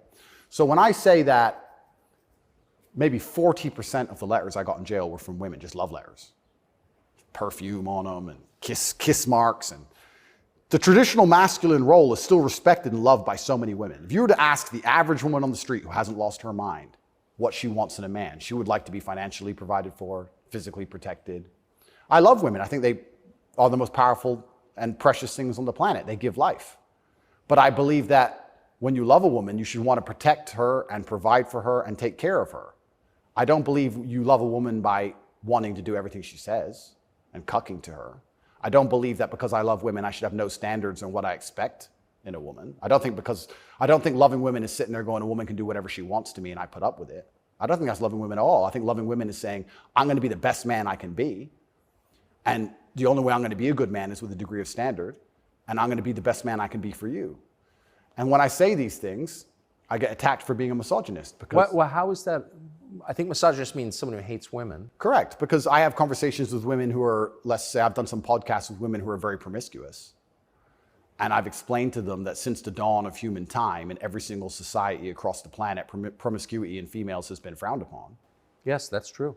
It hasn't been frowned upon in men, but it has been in women. I explained In a big way. In a big way. In many parts of the world to this day, you can't get married if you're not a virgin. I'm not saying all women should be virgins. I was explaining to her that female promiscuity has always been hated. In every holy book, it's disliked. You've bought into this new think the last 10 years, and you seem to think it's empowering. And I would argue that it's not empowering. And I sat there and had a conversation with this promiscuous woman, and I said to her that she is doing herself a disservice, and she's dishonoring herself, and she's never going to be happy or fulfilled jumping from bed to bed. And I was told that this makes me misogynistic because women are empowered and they can make whatever choices they want, and I'm insecure to believe that a woman who slept with 300 men is somehow changed mentally and her ability to bond and love a man has been affected by that. But it is. That's true. Well, unfortunately, you're going to end up in a Romanian jail cell for being a misogynist. No, I mean, I love women. And so I've seen it, and that is true what you said. The thing that's interesting is that women intrinsically understand this. Yes. Because if you see a woman dislike another woman, what's the first name she calls her? Slut. It's the first thing a girl says to a girl she doesn't like. It's the biggest insult that comes to her mind is that she's promiscuous, right? So it's interesting, but I've been called a misogynist for that. And then I've been on the internet for a long time. I've made some jokes. I've made some videos, and people don't understand satire or comedy. There's one that they keep repeating. I made a joke. Next to my bed, I had a Glock, like many people do, and then I had a knife next to my bed, and there was a comedic skit where it said, the girl caught me cheating, and she picked up the knife, and I slapped it out of her hand and said, you still love me? And they cut the bit out where I talked about the girl attacking me with the knife. They just took the bit where I say, slap the knife out of her hand, you're the boss, da-da-da, and he's a misogynist, and it's just taken out of context. And that's another thing that's happened to me, and I am aware of this, and like I said, I take absolute self-accountability, but the way you make jokes and make videos when you get 100 views is very different than the way you would make a joke or make a video when you get millions of views. And when they're trying their best to they'll look at a 4-hour video and find 3 seconds. I'll give you an example of it, where it hurt me very recently. I did a podcast where I was discussing corruption. I discussed which country I believe is the most corrupt country in the world. They start a lot of wars. And the answer to that by the person I was discussing it with is, well, you live in Romania, Romania is corrupt. I said, Romania is corrupt, correct. But I don't think there's certainly corruption, but they don't start monumental wars which end up in millions of deaths. I would argue that their corruption, because a policeman stops me and I can bribe my way out of a parking ticket or a speeding ticket, is far less destructive. So we discussed this at length for hours. They cut out the bit where I said Romania is corrupt and showed it to the judge. That kept me in jail. Ooh. Yeah. So, and that's my problem in a nutshell. Long format content, people will find a little bit, edit it up and try and attack me with it. And that's where this whole misogynistic things come from. It's either from me arguing with promiscuous women on podcasts designed for promiscuous women to argue their point, and I destroy them so flawlessly that I'm a bad person, or something taken out of context. And it's insane because, like I said, the amount of support I get from women is actually monumental. The amount of mothers who write to me and say that their son's doing better than ever. The amount of women who write to me and say that their boyfriend's doing better than ever. The amount of women who love me and just want to meet me. This idea that I'm hated by women is probably the biggest lie about this whole story. I don't want to brag, but I can assure the world that's absolutely not true. I had thousands of letters of support from women. In fact, there was one girl, never met her. She would play love songs from her car outside the jail. So she'd put the music on and play love songs. And I managed to tweet out via my cousin the songs I wanted to listen to. Whitesnake, Is This Love? And and she'd play them for me. Never met her. Don't know who she is. So you're in a Romanian prison cell requesting Whitesnake on the radio in the car outside. Correct. And some girl would pull up and put kind of a surreal moment. Put her speakers on full and play me my love songs for a good 3 or 4 minutes before the police would come and make her move. I got a song a day. But yeah, this idea that I'm universally hated by women is insanity. That's not true. So you said you're a mixed race. Your dad was black, your mom was white English. What do you make of the race conversation in the United States? I think it's deliberately, they're trying to put fuel on the fire and they're deliberately trying to accelerate division. This is what I believe. I think that if a black billionaire and a white billionaire meet somewhere, I don't think there's much conversation about race. I don't think... No! I don't think there's any racism. No. Interesting, no? They're not that interested in the topic, actually. They don't care. Right. But amongst the lower echelons of the populace, they seem very interested in trying to turn us all on each other. Yes. I wonder why that is. And I wonder why they deliberately make laws and push media matters which are designed to do exactly that. I wonder why that is. We can sit, and I have my own theories. But I think what certain people in the world would be most afraid of is the white people of a certain economic class and the black people of a certain economic class shaking hands and saying, this is bullshit. I think that would be very intimidating for them. So it's certainly accelerated. And it's also very interesting because as a mixed race person, I will also sit and state, I don't look particularly black. Most people can't guess where I'm from. I've had more discrimination against me for being a straight male than I've ever had for my skin color.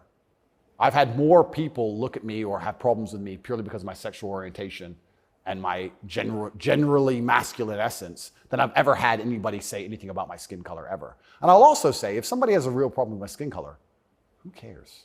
If someone's that ignorant, who gives a shit? It's also, I do find it amazing they manage to psyop people into being so brutally offended by it. If someone were to come up to me and say, you're not white, I'd say, correct.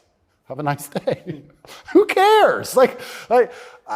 It's amazing how they've got everyone wrapped up in this. But yeah, it's certainly accelerated. And another thing that's very interesting about it, especially in America, a lot of Americans are insulated to, I feel like, world history. Yeah, I've noticed. You know, they're like, oh, slavery, slavery, slavery. Slavery was everywhere. Every country had slaves.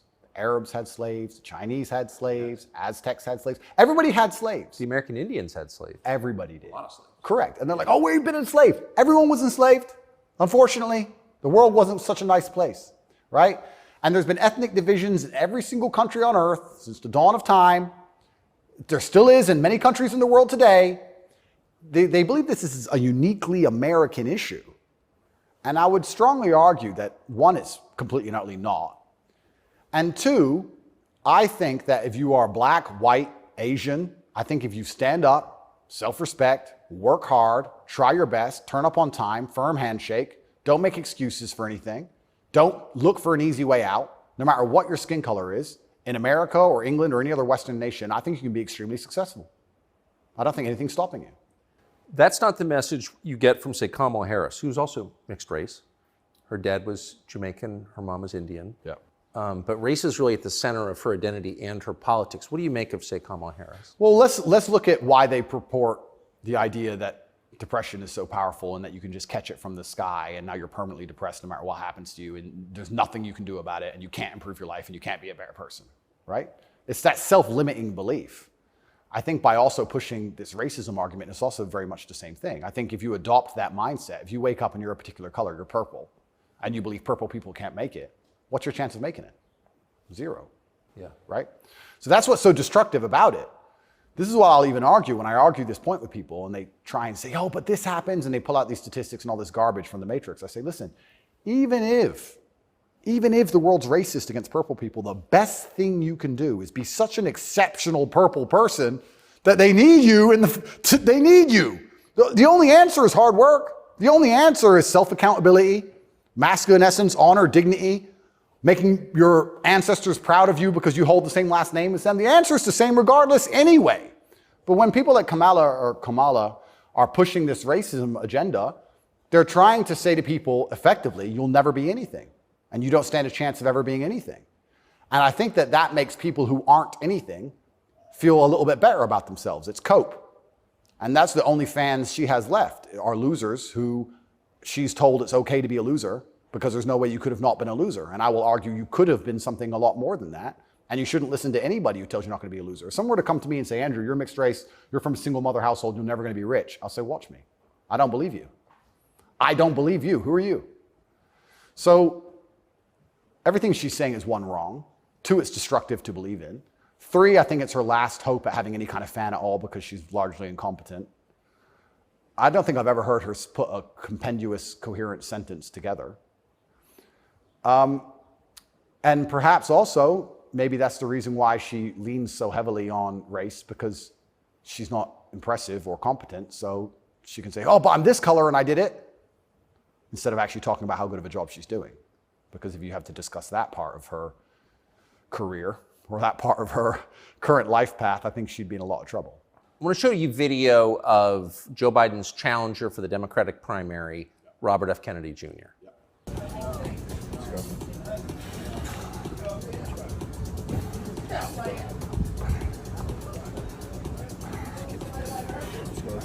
Six. Run it. Let's go. Up.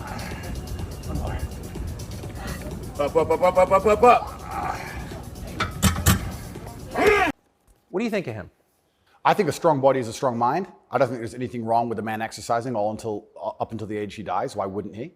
I think that the bottom line of masculinity since the dawn of human time has been a propensity and a capability for violence. I think that's what makes a man a man.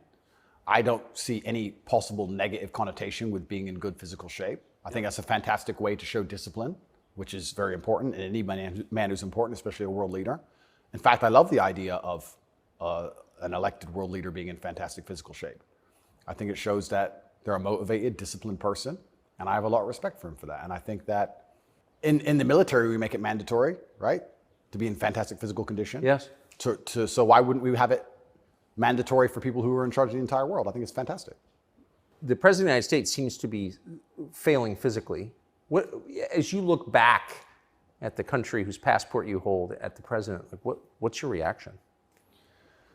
Well, sometimes, and it's not very often, I consider myself ignorant, but I feel like there must be some magic I missed, because wasn't he the most voted for president in history? Oh yeah, billions of votes. Yeah, there must be some magic I just can't detect, Tucker. I don't want to. More than Barack Obama, 81 million votes. It's insane. And I mean, Barack, yeah, sure, he was very intelligent, articulate. Yep. He was concise and compendious with his ideas. He could make you understand how he thinks. Yes.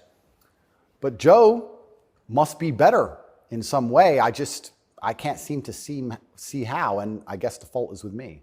I don't know what to say about that one. It's one of those lies that's so ridiculous that you're just like, okay. He got more votes than Barack Obama. Shut up, he did. Shut up.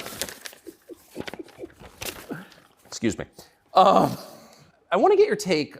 This is sort of small ball, but it I think tells you something about a larger trend in the United States. This is a state senator from the state of Wisconsin in a public hearing recently saying, in a discussion on a crime bill, fuck the suburbs. Here she is. Fuck the suburbs. Because they don't know a goddamn thing about how life is in the city. What is that? There's a hostility there. Where does that come from? That comes from being a perpetual victim. That comes from being told that everything that's happening to her is not her fault and she has no self-accountability. Even though she's managed to become a senator, somehow she's still oppressed. And that means that everyone else who looks like her is also completely and utterly oppressed. And anybody who has a slightly better life in any way is, by extension, a bad person because they weren't oppressed. Yes. And that's where the hate comes from. The division's put there by these mindsets which are being purported by the people in charge of the world, convincing you that you have no control at all over your own life. And that's why she's so resentful towards people who have done well in life. Not even as well as her. Right. I would also argue, perhaps I'm incorrect, that she probably lives in a suburb. Of course she does. So she's a hypocrite on top of that. Yeah. But hypocrites are, the fantastic thing about being a hypocrite is if you're a hypocrite with a little bit of power or influence, you're allowed to be a hypocrite because you're spreading information on the larger problem. In fact, this is actually interesting. One of my funnest things, I'm going to announce this here on your show for everyone to know, this is a world exclusive. I want to become a climate change activist.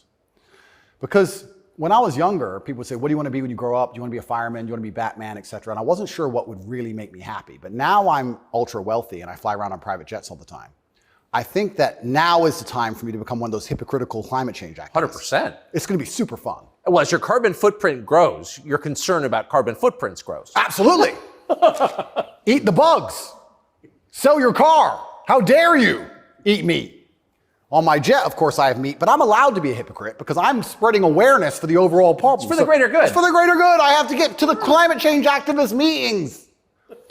So, which happened to be in Switzerland, I noticed. Of course. So, although I'm flying on, well, before this arrest. They're never in New Jersey. Never. So before this arrest, I was on about 3 or 4 jets a week. But every single time I was flying on my private plane, I was extremely concerned about the carbon footprint. Of course you were. And so I am now a climate change activist. I just want to let the whole world know.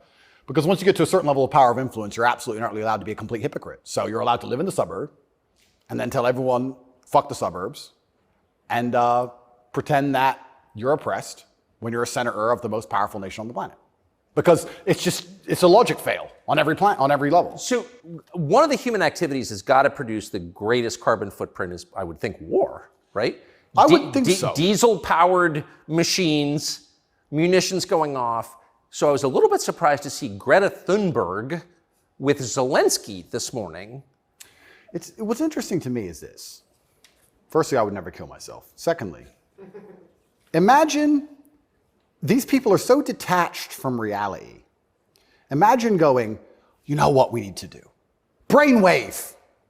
We need to drum up support for this garbage. Let's take the most loved woman, Greta, and the most loved man, Zelensky, and let's make them meet.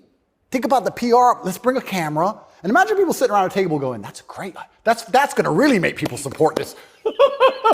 Who gives a fuck? I don't want to swear. I'm sorry, but some young girl turns up to a war zone who has nothing. Why is she there? What are they going to talk about? I don't know. But what's their conversation? I think she only yells. I don't think she does talk. I don't understand. Is she going to talk about how the childhood has been stolen from all those million Ukrainian men who have been blown to pieces? Like she talks about childhood being stolen because we drive, cars? I don't think she is. I don't think she's going to mention that. No. Is it just a big PR opportunity? Like what PR team came up with this concoction and thought, this'll keep them on side? It's mind-bending to me who even thought this was a good idea. It's crazy. But of course somebody did. Somebody thought it was a fantastic idea. Have you ever met Greta Thunberg? No, but me and her have had some internet arguments. I think you went to prison for it, right? Yeah, correct. Which is amazing because I'm a climate change activist. So I'm on her team. I was in Sweden during COVID. So we could have met. She didn't want to hang out with me, unfortunately. And then now I'm flying around on my jet everywhere, spreading news about climate change. Same thing. Like in my Bugatti, obviously it's got a big engine. I make sure to talk about climate change out the window as I drive. But I'm on her side. She doesn't seem to be very You yell at the serfs as you pass about climate change? Yeah, don't eat meat. Eat the bugs. What's wrong with you people? You don't care about the earth? Like, if you don't start caring about climate change, all those politicians with beachfront property are going to lose their houses. Yes. And they're very concerned about climate change, which is why they bought their houses on the beachfront, so they can be the first to let you know it's coming. The early warning system, right? They're very concerned. That's why they want to be right there on the beach. Quite honorable if you think about it. Kind of on the front lines of the climate crisis. Absolutely. Lead from the front. So good.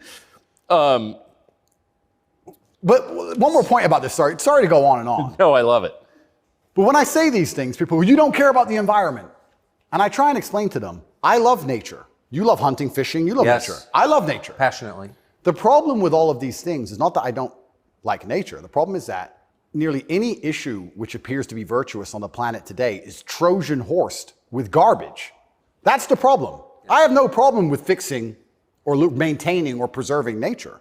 I have a problem with them telling me I have to maintain nature, them Trojan horsing my bankruptcy into the middle of it, knowing that nature won't be fixed, then telling me it's about nature and telling me I should agree with it. That's my problem.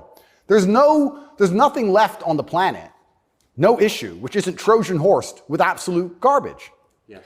And if you're going to sit there and tell me that I need to give more money to the government to stop the sun from being hot, I'm going to argue with you that I'd rather keep my money. Thank you very much. Yes. So this is the problem with all these issues. It's nearly anything. When I argue against them, people are like, you don't care about the issue. I do. But you're not smart enough to understand that the legislation around this issue is so large, it hasn't even been read by most of the people voting for it. Yeah. And there's something in the middle of it which is going to damage every single person's life, which has nothing at all to do with the issue itself. And most people don't understand that. They co-opt people's best instincts, their love of nature, which is a virtue, of course. Yep. Their love of their neighbors during COVID. Don't you care about your neighbors? Oh, Well, completely. of course you do. And your grandparents? I revere my grandparents. Of course. And you're a bad person if you resist. I was a terrible person for going to Sweden. You're a very bad person. You don't care about anyone else. And that's how they do. It's weaponized virtue. And my opposers, every single virtuous thing that comes out of their mouth is never from a place of virtue. It's from a place of hate. Yes. It's weaponized. And also, and I don't talk about this very often, but people can go right now to tatepledge.com. I donate $25 million a year to feeding children in war-torn countries, especially in the Islamic world, because that's where a lot of the war is. Nobody ever mentions that, ever. Nobody mentions any of the charitable work I do. Nobody mentions any of the lives I save. Nobody mentions any of the people who support me. They don't mention anything at all.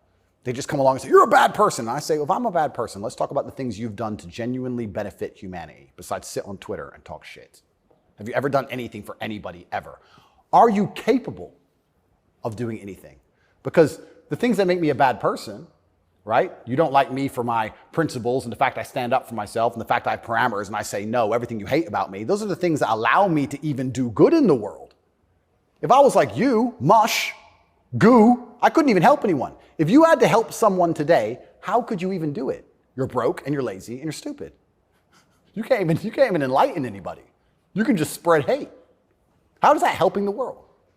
These people are a net negative, genuinely. And that's what's so crazy about being attacked for your morality, like I'm being now. And when you're a good person in general, they attack your morality because the people who are attacking you are absolutely and utterly immoral. The ultimate hypocriticism. Ultimate. Even more than my private jet climate change stance. So it's certainly unique. I do like to believe, though, we're entering a new stage of consciousness. I do like to believe, at least from 10 to 15 years ago, more people are, I think COVID woke some people up. I do like to believe the MSM credibility is tanking in real time. Trump helped massively. Fake news. 2 words. Before Trump, when did you ever hear fake news? I didn't really hear it that often. No. Fake news, fake news, fake news. And he did a fantastic job of that, and he's starting to wake people up. So I'd like to believe there's a degree of us winning, but I just want to make it very clear to the people who attack me and the people who attack anybody who stands up for what they believe in, a lot of their virtue signaling is just hate peddling. And when they can't call you unsuccessful and they can't call you stupid, they have to find a way to hurt you. And the only way they can do that is to say you're a bad person. I've noticed. Yes, I have. So here's Joe Biden expressing his concern about how Putin is doing in the war in Iraq. Interesting. It's hard to tell, but he's clearly losing the war in Iraq. He's losing the war at home. And he has become a bit of a pariah around the world. Do you think Putin is losing the war in Iraq? I don't think he's losing the war in Iraq. I don't think he's fighting a war in Iraq. Okay. He also said he's losing the war at home. I don't think he's fighting in Russia. And I'm also not sure he's losing. So it's a pretty interesting statement on many levels. It's scary. You know, it's a joke, but it's scary. Because I would never kill myself, but I think the reason he was put into office is because he's incompetent. Yes. Because that makes him easy to control and influence. That's what's most scary. It's not scary that he's become incompetent in office. It's that they looked at him and goes, that's who we need. That guy. That's what's most scary to me. Does it surprise you that the weakest president is also the most destructive? Weak men are always destructive because hurt people hurt people. Yeah. I don't know, I heard, someone said that to me a long time ago, hurt people hurt people. They were talking about a relationship, and I said, that's true. If your heart's been broken, you're probably going to be a bit of an asshole and break someone's heart. Hurt people hurt people. And then I thought, well, if you're a weak man and you're going through life and you don't have the strength and resilience to resist the trials and tribulations of being a man, and you're constantly hurt by everything, and you're constantly upset and depressed and sad because you're weak, how could you possibly do good? Hurt people, right? To do good, you have to be a good person to begin with, and to be a good person, you're virtuous, and you've gone through a lot of things that made you strong. This is what's mind-bending to me, that the idea that strong men are somehow bad.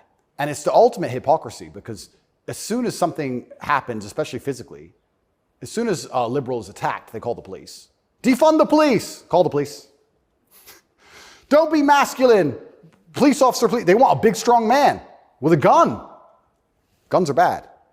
They want him to have one, right? So the ultimate hypocrisy on every level is absolutely and utterly insane. At the base realities of humanity, the absolute base reality, strength in men is respected and wanted. And I think that the closer you get to unfortunate circumstance, the closer you get to reality. They go hand in hand. And then everyone's looking for the strong men. So strong men should always lead, I believe. And for a longest period of human time, that's how society functioned. The strongest men led. But in the Western world now, that doesn't seem to be the case anymore. And weak men are emotionally led. They're not particularly stoic. They're impulsive. And I would say that the most heinous acts, perhaps, that happen in modern society today are purported and committed by weak men. I don't think a school shooter is a strong man. I think it's a weak man. I think it's a man who's been picked on, got butthurt, is upset, girls don't like him, never learned any emotional control. He's the kind of person who does exactly what the TV tells him to do. Act out your feelings. Cry when you want to cry. Well, now he's angry, so now what? You told him to act out his feelings. What do you expect him to do? I think that weak men do the worst things. I think weak men hurt women. I think weak men rob stores because they don't want to wake up and work hard and go to work and do it the honorable way. It's a weak man who goes and steals. It's a weak man who beats the shit out of a girl. It's a weak man who shoots up a school. This is all weak men stuff. And society as a whole is telling men to be weaker and weaker, saying it's somehow the solution to everything because being a man is toxically masculine. Being a strong man is bad. It's toxically masculine. To be a good man, you have to be a very weak one.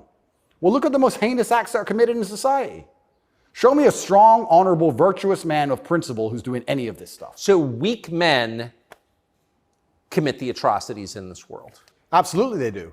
And it's weak men who also attack anybody of virtue, because I think when you're weak, you're intrinsically unhappy. Yeah. I don't think as a man you can be happy if you're weak. I think happiness and strength go hand in hand. Yes. I think that's how we're supposed to be, right? Even strength of mind, strength of conviction, strength of something. If you're weak, you're going to be miserable. So I do find satisfaction in the fact that most of the men who truly dislike me are miserable and weak. And also, like I said earlier about women being gatekeepers, women are fantastic. Women are they're like a barometer for society. I would say you can measure the strength of a society or the virtue of a society or how decayed a society is largely by the actions of many women. I'd like to argue that point. I can argue that point in many different ways. But women really want their man to be strong. Of course. They will punish you for being weak. And I'm not saying you can never cry to your woman. I'm not saying you can never open up to your woman. But there's going to become a time where she expects you to just be capable. There's a problem. And even if you don't know how to fix it, your job as a man is to say, I'll handle it. Even if you have no money and no hope. And to go find a way to fix the problem. If you're weak and go, I don't know, she becomes very resentful towards you. And she'll punish you for that weakness. And I think what she's trying to do on an evolutionary standard is inspire you to man up, because it's your job to protect her, isn't it? Of course.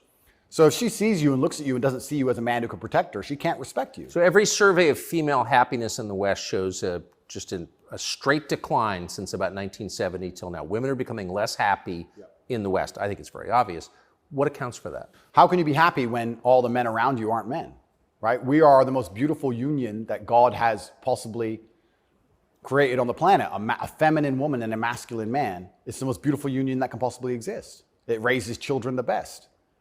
Both parties are happier. Both parties gain. It's a net positive for everybody. There's no negative. There's no downside. But if you destroy one side of the equation, then the other side is going to be completely and utterly miserable and unhappy. How as a woman can you be happy if you can't find a man who you believe can protect you, provide for you, sticks up for you, has morals, has principles? There's none of those men left. So then what they do is just go from man to man trying to find it. And by the time they've been through enough men to maybe find someone semi-close to it, they've been through too many men to ever be happy. And then you have the absolute destruction of Western society. We talk about why men don't get married anymore. I can tell you why I wouldn't want to get married in America. I don't see the point in being married to a woman who's had so many partners before me that she can't properly pair bond with me and then giving her the opportunity to financially destroy me. I think that would be a bad chess move. And I do believe in marriage. I think society would be better if everyone was married. I'm saying that if you're living in an immoral society, being a moral person, if you're not careful about it, you can get wrecked. If the game is rigged, you have to be very careful if you play it. So how do we encourage men to get married? Well, they need to be worth marrying, but so do the women, right? So everything's decaying on both sides. Everything's spiraling. One of the reasons I also got called misogynistic, and I'll say it here, I argue the point that for the longest period of human time, evolutionarily, women had to adopt and find a way to take the ethos of an opposing tribe perhaps quicker than a man could because of war. If the men would fight and a tribe lost and the women survived, they had to change how they thought to fit in with the new tribe to survive. Yeah, because they'd be carried off. Because they'd be carried off. Of course. Like the French women were sleeping with Nazis towards the end of it. Towards the end of Paris occupation, all the French women were sleeping with Nazis. When the Nazis got kicked out, the French women had their heads shaved because they got caught hanging around with German soldiers. The German soldiers killed their husband. 3 years later, they need to eat. So the German soldiers have a wage. He's handsome. It's amazing how quickly they can adapt. And that's for their own survival. That's fantastic. But then if you extrapolate out and you understand that to be true, then you also understand that women are more susceptible to programming to a degree. I got called misogynistic by saying that if you sit 100 men and 100 women down in front of propaganda, I believe that women are more likely to believe a lot of that. I think a lot of liberals are female. They're more emotional. And it's easier to convince them of something if you use an emotionally led argument, right? So if by extension you now have women who are emotionally led, who are being convinced and their logic is failing because they're being tricked with an emotionally led argument, and the man they're meeting has no principle and no honor, and he can't resist that, she's in charge of the house, well, now she's telling the man what to do, right? If I would have come home during COVID and my woman said, you need to wear a mask, I'd say, no, I don't. End of conversation. But if I was a simp, you need to wear a mask. Okay, baby. Don't. All right. So the women are also largely in charge of the psyop because the men are so desperate to get any kind of connection with a real person and avoid the porn screen. And then these women are being controlled by the mass media as a whole. I say this to, I have children. I don't talk about it often. But I say to the mothers of my children, I say, look, either we program their minds or society does. Who do you believe in? Everyone is being programmed by somebody and something. Me, you, everybody. We're all programmed by someone. To sit and think you're above programming is incorrect. What you have to do is sit and say, does the person who's programming genuinely have my best interests at heart? What do they want me to believe? Why do they want me to believe it? What happens if I believe what they want me to believe? Where does this lead? That's all we can do. We're all programmed. We're all the sum of the 5 people we spend the most time with. Right. Right? So if you have women with no father, no strong masculine influence, who's programming them? The Kardashians and the news? The internet? Porn stars? What kind of woman's that going to be? And then if a man finally ends up with her and he has no backbone, what kind of man's he going to be? I don't want to comment on these things because I don't want to make personal enemies of people I don't know. There's a guy called Adam22. Once again, I have no idea who this man is. I just saw on Twitter yesterday that he was with a porn star who'd never done a male scene. They got married, and like a week after their marriage, she did her first male scene with some random dude. And he's on a podcast defending it. Did his wife have sex with somebody else? Correct. Why? Like, this is the level you can, but this is what the Matrix wants from you as a man. They want the woman in charge and the man below with no backbone, because if the woman's in charge, they can emotionally affect her. They can scare her. You can scare a woman easier than you can scare a man. A man. A real man's hard to scare. A woman you can make afraid of the vaccine, right? Be afraid, COVID, be scared. If she's in charge of the household, I would argue in nearly any household where the female was dominant, everyone's vaccinated. I would argue that point hard. Of course. Maybe I'm wrong, but I would argue it. I don't have the statistics. It's just logic to me.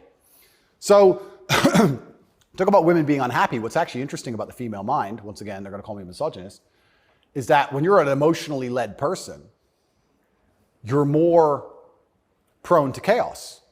It takes real stoicism to lead. So why are these women unhappy? Because no one's leading them. No fathers, no men of no backbone, no man they respect. So they're relying on society, which is promoting chaos, and their own mental state. Women will say all the time, my period was coming up, so I was crazy. Like, they'll say that themselves.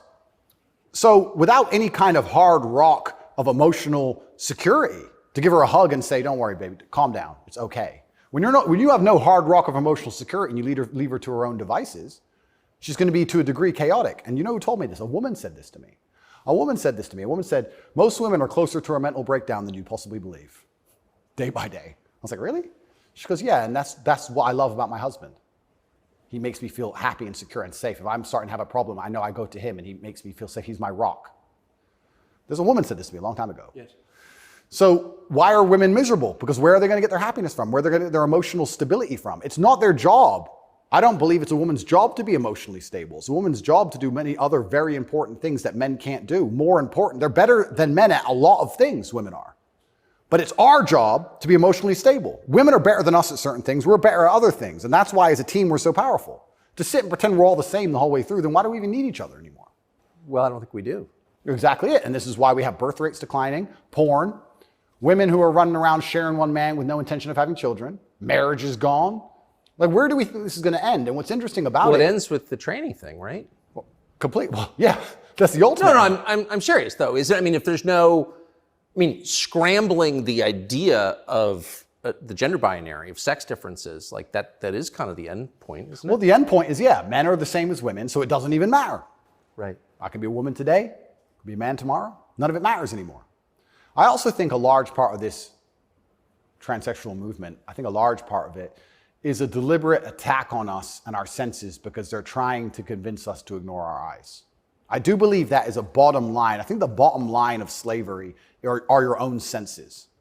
Like, no matter what I'm told, that it's cold outside, I feel warm. That's the bottom line.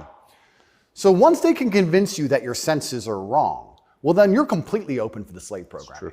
Once you can look at something with your eyes and ignore your eyes, you're a prime candidate. So I think a lot of this has also something to do with that. You are going to say that's a girl.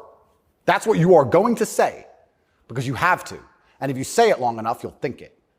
And if you won't, your children will because we'll tell them. And so eventually, you're going to say it.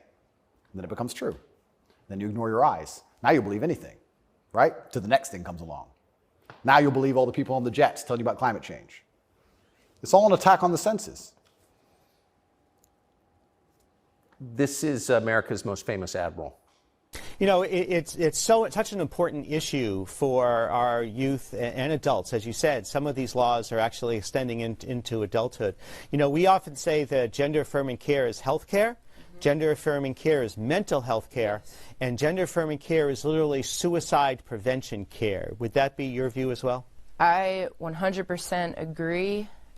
It's genuinely, I want to actually genuinely give my heartfelt condolences to any young person who falls for this crap, because you're going to be so miserable for the rest of your life. If you chop off your genitals, take a whole bunch of chemicals as a teenager, you are going to be miserable for the rest of your life. Yes. You're never going to be the person you want to be. You're never going to be accepted as that person. You're never going to feel happy inside. If you fall for this, I genuinely feel sorry for you. That's the first thing I'm going to say. The second thing I'm going to say, I find it very interesting that the only surgery we call affirming is gender surgery. Imagine a girl woke up and said, I was born in the wrong body because my tits are small. I'm a big-titted woman, but I was born in the wrong body. I need tit affirming care. I need to affirm my true body shape. Because otherwise I have a mental health problem. No, it's plastic. It looks good, perhaps, whatever. But we would never say she was born in the wrong body and we had to affirm her genuine body experience. Her triple Ds. Yeah, her triple Ds had to be affirmed. It's garbage. You're not affirming anything. And also, I think it's kind of interesting. They say that trans people commit suicide at a higher rate. That's sad. Nobody should kill themselves. I would hate for anybody to kill themselves. They say that's because they're picked on for being trans. I don't know why anyone's ever had the argument that perhaps they have a mental instability before this trans stuff, and that's why they're more prone to suicide in the first place. Seems like an obvious explanation. Seems like an obvious explanation.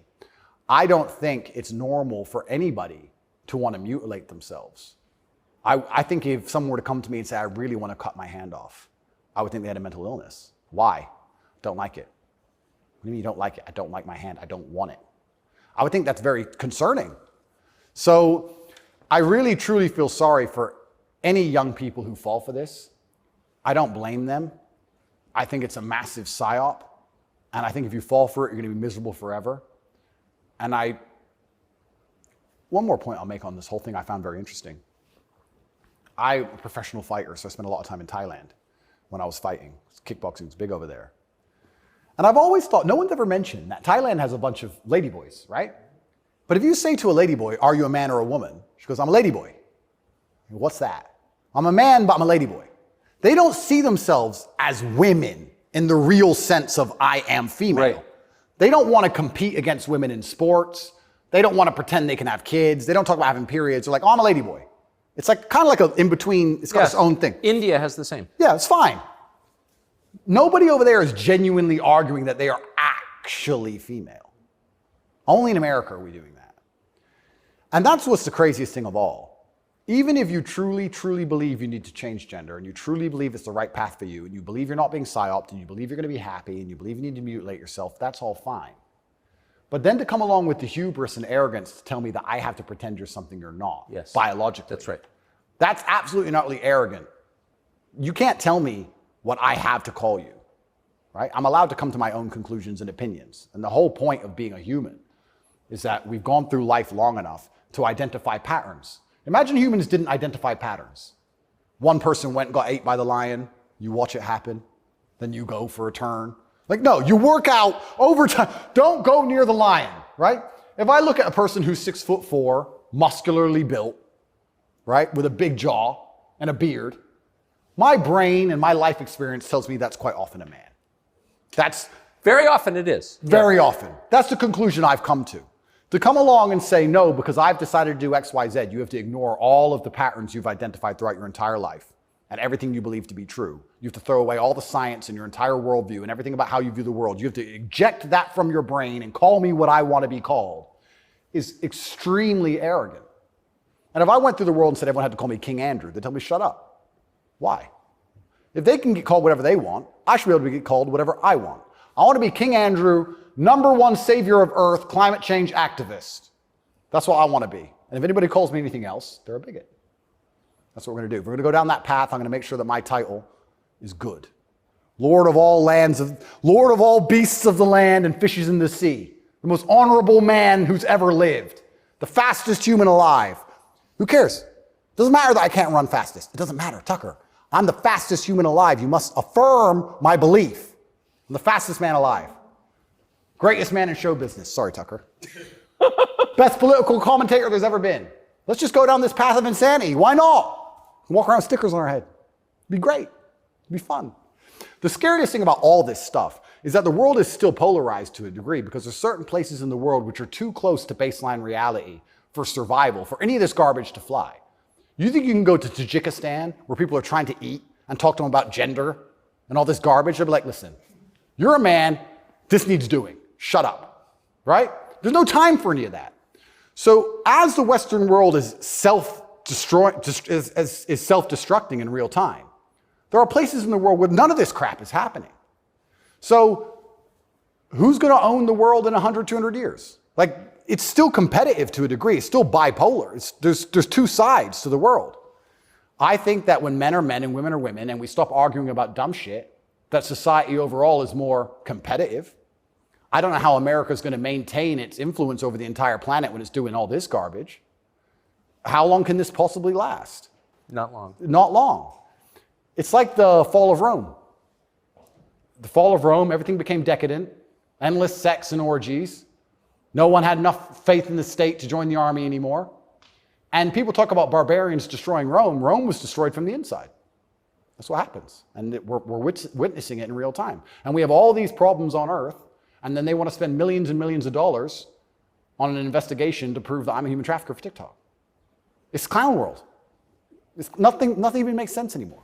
This is a video from a recent Pride March in New York, and I'm interested in your view of it.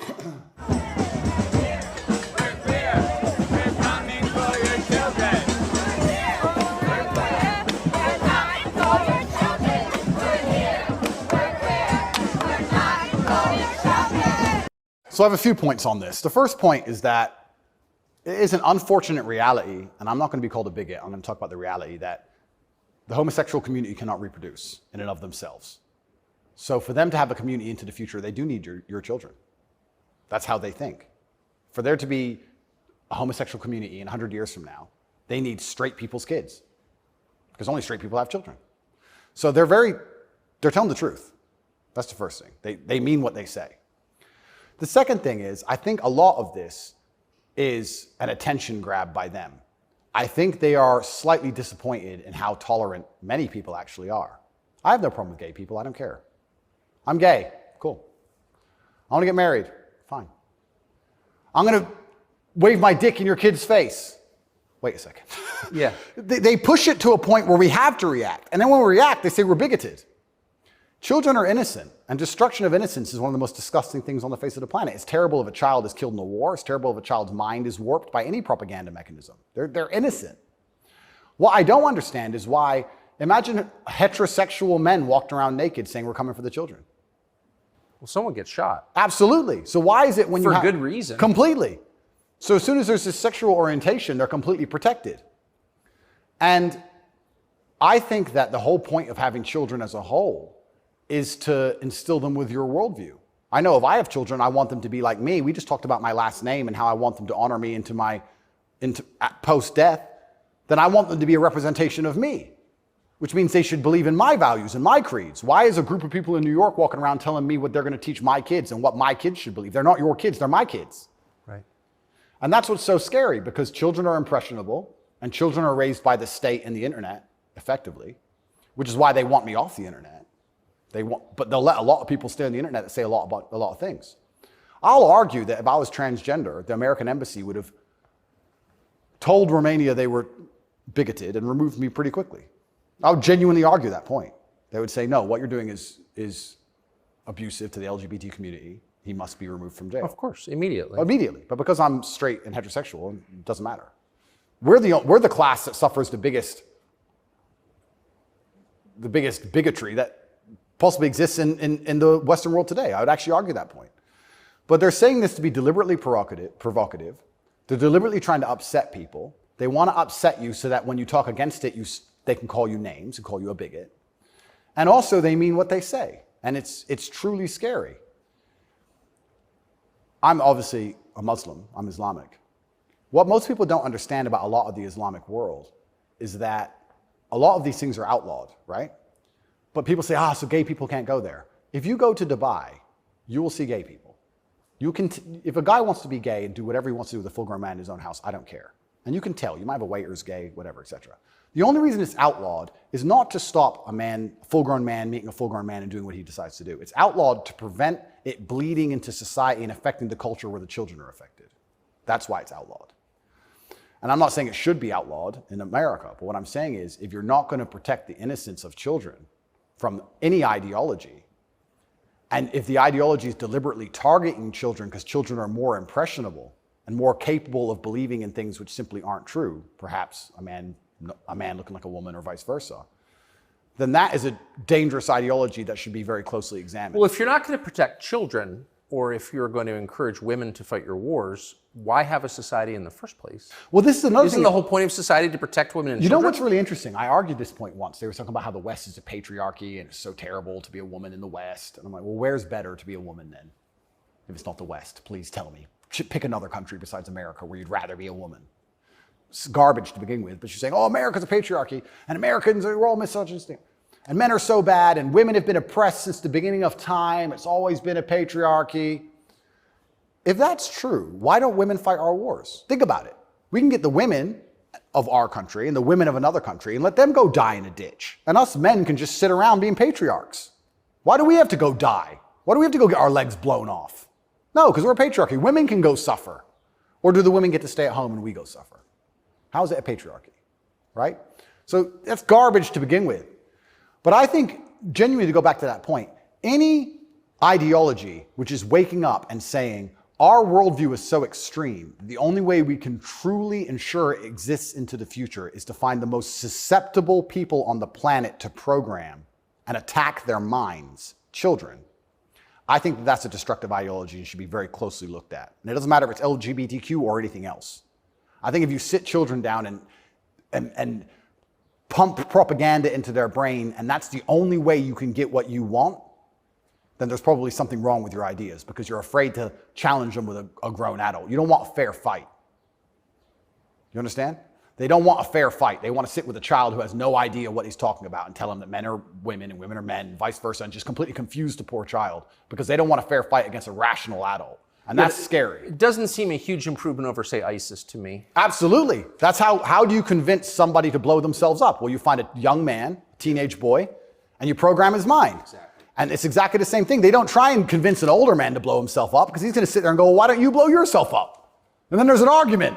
You go find a young, susceptible person, right? And that's what's so scary about all of it. And it's also kind of funny that like this whole LGBTQ thing is also linked to the patriarchy, also linked to all this other garbage and all these other false narratives and false ideas. And it's these people who are attacking me saying I'm dangerous for women because I'm a misogynist. You're dangerous for women for pretending men are women. You're more dangerous for women than I am. I'm saying a man's a man's, a woman's a woman. You're saying that if I put a wig on, I could go punch women in the face in the boxing ring. Who's dangerous for women? It's insanity. And again, they have no virtue at all. They just weaponize garbage and attack you with it. But I do think that children have to at least be the bottom line for society. That's the future. And if you have children at home, you're raising them. And if you struggle to feed them, the government doesn't care. They are yours, and they're your problem and your responsibility, and you deal with all of the stress and all the worry of them being out late at night and all the responsibility of taking care of them, and you went through hell for them to exist. You don't owe their minds to anybody else. You don't owe it. So there has to be a point where you stand up and say, no, I raised this child. It's my child. That's my child. It's not yours. Absolutely. What do you make of Julian Assange? I think that it's crazy. It's the number one way to shut up the BBC, that's for sure. To mention him. Say, oh, you're a journalist. You care about journalism, do you? You care about a fair and independent story. Why is Assange in Belmarsh? Very interesting. What do they say? They don't answer. They try and change subject. They always do. I did it. I stole it from the Azerbaijani president. He started it. I saw that. Yeah, it's great. Do you know him? I don't know him, but I've seen enough of his interviews to like him. Me too. Yeah, I like him. And this is what I'm saying about the world. There's so many places in the world where they still live very firmly in the real world.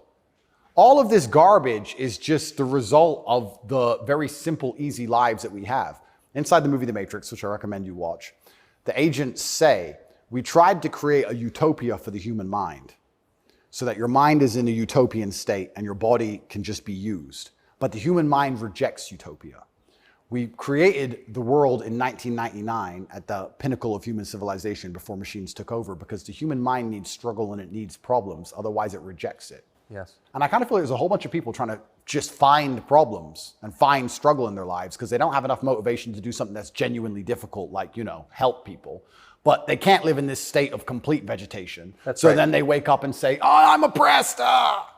My pronouns. How much energy must it take to go through life trying to correct every person you interact with to call you Z? Think of the calories burnt. I can't think of a bigger waste of time. Think of the calories burnt. Every Starbucks employee, it's actually Z. Correct. You are a moron and you are just wasting so much energy. You could put that towards something beneficial. You could volunteer. You could go to the gym. There's so much more you could do with instead of walking around and talk about Z. You sound like a dumbass. But they're just finding struggle because they don't have any actual important struggle in their lives. And that's why it only exists in the decadent West. Do you think the coming famine will change that? Absolutely. I would argue that when the famine comes, I think all these feminists will look for a strong man of resource who is stoic, who has a good network, who's capable and important and respected. It's amazing how quickly feminism disappears. In fact, there's a podcast I did called Fresh and Fit. And I did this podcast in Miami, and I was arguing about gender roles with 7 girls. And during it, they were telling me that they can do anything a man can do, all the usual things, and they don't care, they don't need a man, all this garbage. And some crazy fan knocked on the door for me, and he had a gun. He knocked on the door. You should have seen the women, how quickly they became feminists when I had to go to that door. They all completely changed. Go, go, go, go. Oh, the feminism's out the window. There's no feminists on the Titanic. There's no feminisms in a famine. There's no feminists at war. Where's the feminists? Go to war, right? I remember when Afghanistan, when we did that very well-planned, very thorough evacuation of Afghanistan, and all the schools that we opened for women got shut down by the Taliban. And I was having this conversation with someone, and I was saying, okay, well, you're an Afghan man, right? You've been hired by the Afghan Defense Force, and America's now left, and you have a meager wage, and America's left, and the Taliban are coming, and you're standing outside of the school with your AK, and they're coming with whatever they've got. And you're looking at the school going, do I really want girls to go to school that bad? Not really. Just put it down, you walk off. And this girl's like, yeah, but you know, it's really important. And I'm like, yeah, it is very important. I agree. Women should have education and right the education. Completely agree. But you're also saying here that men should die for it, which is fine. I'm not saying that that shouldn't be the case, but I'm saying that you should give men the respect they deserve for dying for your education. Because it's not the women who are going to defend that female school, it's the men. So if you're going to shit on men all day long and say we ain't worth anything until a war comes, and then you want us to go die? That's interesting. When the famine comes, the closer reality gets towards baseline survival, the closer we become towards our gender roles, because it's the only way we can be competitive. If you took 10 men and 10 women and stranded them on a desert island, the men would be men and the women would be women, because if they didn't, they would die. That's the bottom line. And I think that if you look at history, since the dawn of time, men were masculine, and also men, by and large, were generally ruling the society, not in an oppressive way, but in a protective way. And I think that that means that makes the society most competitive. And my argument for that is that if you name any society since the dawn of human time, men were protecting women, providing for women, and basically in charge of the society. And these are societies that never met. So it can't be an idea that spread. The Ming dynasty and the Aztecs, they're pretty far away. But that's how society was most effective. And when feminists argue with me and say, we need a society run by women, I say, well, that's never, ever happened. And if it has happened, they got destroyed so quickly, they never had a history. We can't even name one. So it's a brand new idea, which I'm not saying is a bad idea. I'm saying if it's a brand new idea, you can't tell me it's going to be better because it's never been tried, ever. So we're going to see. But what happens if it doesn't work with the most powerful nation on earth? Right? So we're feminizing men and women have more and more control and more power, which is fantastic. I'm saying this is untested. Who knows where any of this is leading? And our competitors, America's competitors, are still very firm in their gender roles. So it's certainly an interesting period of history we're about to enter. It's very interesting. What's your view of tobacco? I love tobacco. So my diet is particularly strange, I've been told. I live on caffeine and nicotine. So I eat once a day. I eat dinner only. 80% of my calories come from meat. I have 10 cups of coffee a day and 3 or 4 large cigars. So I like caffeine and nicotine. I do too. Yeah, it makes me feel good. Makes me feel like my blood's on fire a little bit. Caffeine and nicotine I think are fantastic. But you're a health guy, obviously. I'm a health guy, but smoking is fantastic for your testosterone level. And I think that's important in a man. I think that's also important in the resistance of slavery as a whole. Is it really, you can feel it? Oh, 100%. And I'm not saying that, smoking's healthy. I'm not saying that because I also train exceptionally hard every single day. And when I was professionally fighting, I didn't smoke. But I think in general, testosterone level is a fantastic way to measure your overall health as a man. But nicotine has a positive correlation to testosterone. Absolutely, it's been proven. Yep, it's been proven repeatedly. So that's why I love nicotine so much. And then caffeine, I love to have that little bit of not jitter, but I like to feel energetic and I like to be hungry. My optimal state is hungry, but energetic. That's how I get the most done. I don't like eating. If I eat, I feel full, I feel lethargic. I like to, Totally. Yeah, I like to be hungry and 1% irritable from my 5th coffee and a bunch of nicotine inside of me. That's how I like to perform. So, yeah, I think it's a good thing. And it's interesting how focused the people in charge are on nicotine. As fentanyl becomes really common. 100,000 people die a year from it. Nobody notices, but they're still trying to shut down not just tobacco, but non-tobacco nicotine devices. Why? That's a really good point. We could argue it's down to testosterone level. I don't know if you ever saw the study which linked people's testosterone level to their ability and capability to disagree with something. So they did a study which is pretty self-explanatory. The higher your testosterone level, the more likely you are to disagree with a point. And the reason for that is because, especially in older times, if you're going to disagree with something, you had to fight over it.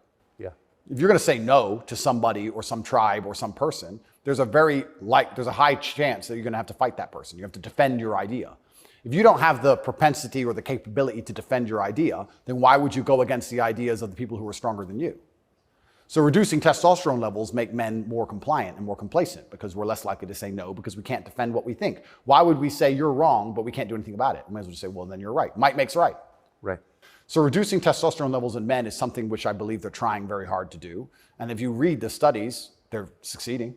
Testosterone levels have gone off the edge, off the cliff. And perhaps that's why they attack smoking so heavily. I understand that smoking a lot of cigarettes can be very bad for you, but I think everything in moderation. And I think that overall, I would rather smoke a few cigars today and maintain my testosterone level, which it's good for, than not. I think the benefits outweigh the negatives. Couldn't agree more. And my final question is about digital currency. Do you think it's inevitable, and what would its effects be? CBDCs are inevitable, and they're scary. They're super scary because it's the final absolute realm of control. I mean, they're already removing cash from society. I think they say that just because they want to be able to trace things easier, and that's certainly part of it. But I also have another theory on it. I think if you have a $50 bill, and I give it to the barber for my haircut, and then he goes and buys groceries with it from the grocer, and the grocer goes and gets his car washed. The $50 goes from place to place, and after 20 or 30 transactions, the $50 bill belongs to somebody, and it's worth $50. Whereas if I pay by card, 1.5% goes to the bank. And then if he takes the money I've given him and pays for the groceries, 1.5% goes to the bank. And after the groceries have been paid for, when he goes to get his car washed, 1.5% goes to the bank. So after 20 or 30 transactions, the $50 is gone, the bank has it all. I think that's why they're so desperate to get rid of cash. It's interesting. CBDCs are the next level because once the money's completely digital, then they control everything you do with it. They control where it goes, but they can also control how and when it can be spent. Imagine some terrible future dystopian society where your money arrives and they say it can only be spent on food, or it can only be spent on vegetables because you've had too much meat this week, or you can't buy transport to a particular area because there's resistance to government oppression in that area. So your money won't work for trains right now because nobody can go down there because we don't want everyone in a large group. We want everyone at home in their pods. And they can track everywhere it goes, and they can also track how it's spent, and they can control how it's spent. They can put a time limit on it. You have an hour to spend this money. Scary. Like, think of all the ways they can inflict control over it. And I think this is actually one of the reasons why also I'm disliked. The BBC said this to me when they interviewed me. They said, Lucy, the very intelligent BBC reporter, said, word for word, you have a Bugatti and a cigar, and that means it comes with a side order of misogyny. I said, how does having a Bugatti and a cigar come with a side order of misogyny? And you can order misogyny on the side? Looks like it. It's like a sauce. And she repeated it because she couldn't. Yeah, you have a Bugatti and a cigar, and it comes with a side order of misogyny. So I was like, but they're not sending their best. Yeah, I don't think they have any best, to be honest. But the point they're making, what she doesn't realize she's making, because she's not smart enough, but what she wanted to say, but she couldn't say in a way which sounded negative, is financial freedom is required to a degree to resist. The reason I'm also disliked is because I'm financially successful. If I was broke, they wouldn't care what I say. But I inspire young men, all of my fans, to become wealthy. And you'd think that'd be fantastic for the society, right? He has millions of young men. He's teaching them to work hard. He's teaching them different ways money can be made. He's teaching them to be fantastic salesmen. He's helping the society. No, because if you have a whole bunch of money, then you can sit and say, no, I don't need your wage. That's bullshit. There was a video very recently of a guy in England taking down all the English flags and putting up pride flags. And a guy screams to him and goes, "Bro, you're taking down the wrong flag." And he replied, "I know, mate." And the point is, what can I do? I'm a flag guy. If I say no, someone else will do it. Kids got to eat. So by keeping your money enslaved, they can keep you enslaved. You got to eat. They don't want men to be financially free. If you're financially free, if you have enough money in the bank, you can one day go, "You know what? I don't want your money." Even me now to this day, I've done enough and I'm successful enough that it's very hard for them to buy me. They come along, well, I would never sell my soul anyway because it's not who I am as a person. But if I was destitute, they could come along and say, "Andrew, you have all this influence. We're going to change your message. You're going to say this, and we're going to give you 10 million. Okay. You can't buy me, can't buy Trump. He's rich already. He's rich and he's 80, 70 something. You think he needs more money? He doesn't care about money. They don't like that. So being financially free in and of itself is now an act against the government, because this whole idea that they want everyone to be rich and it's fantastic for the society, I'd actually argue against that. They don't want that. They want everyone destitute, because when you're destitute, you need the government to feed you. And it's very hard to fight against the government who's feeding you. It's very hard to resist the people who give out the bread. Yeah. I think that's called something. It begins with C. What's it called? Interesting.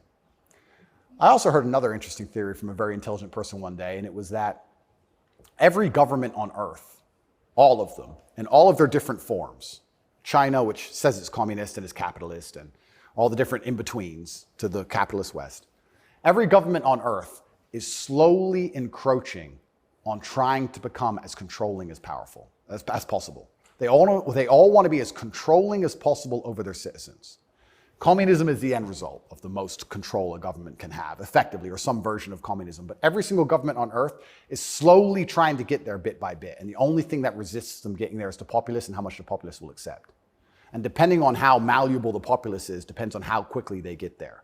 But every government wakes up. It's kind of like AI. Have you ever heard the robot's going to destroy us all because they wake up and go, "We don't need the humans anymore"? Their end goal is just survival. If a government is the same as an entity, its end goal is more and more control. And that's all they're trying to do every single day with every law they pass, with the climate change law. They don't care about the environment. They want more control. Of course. And the more and more control they get, the final end result, if you give them what they want, is absolute slavery for everybody.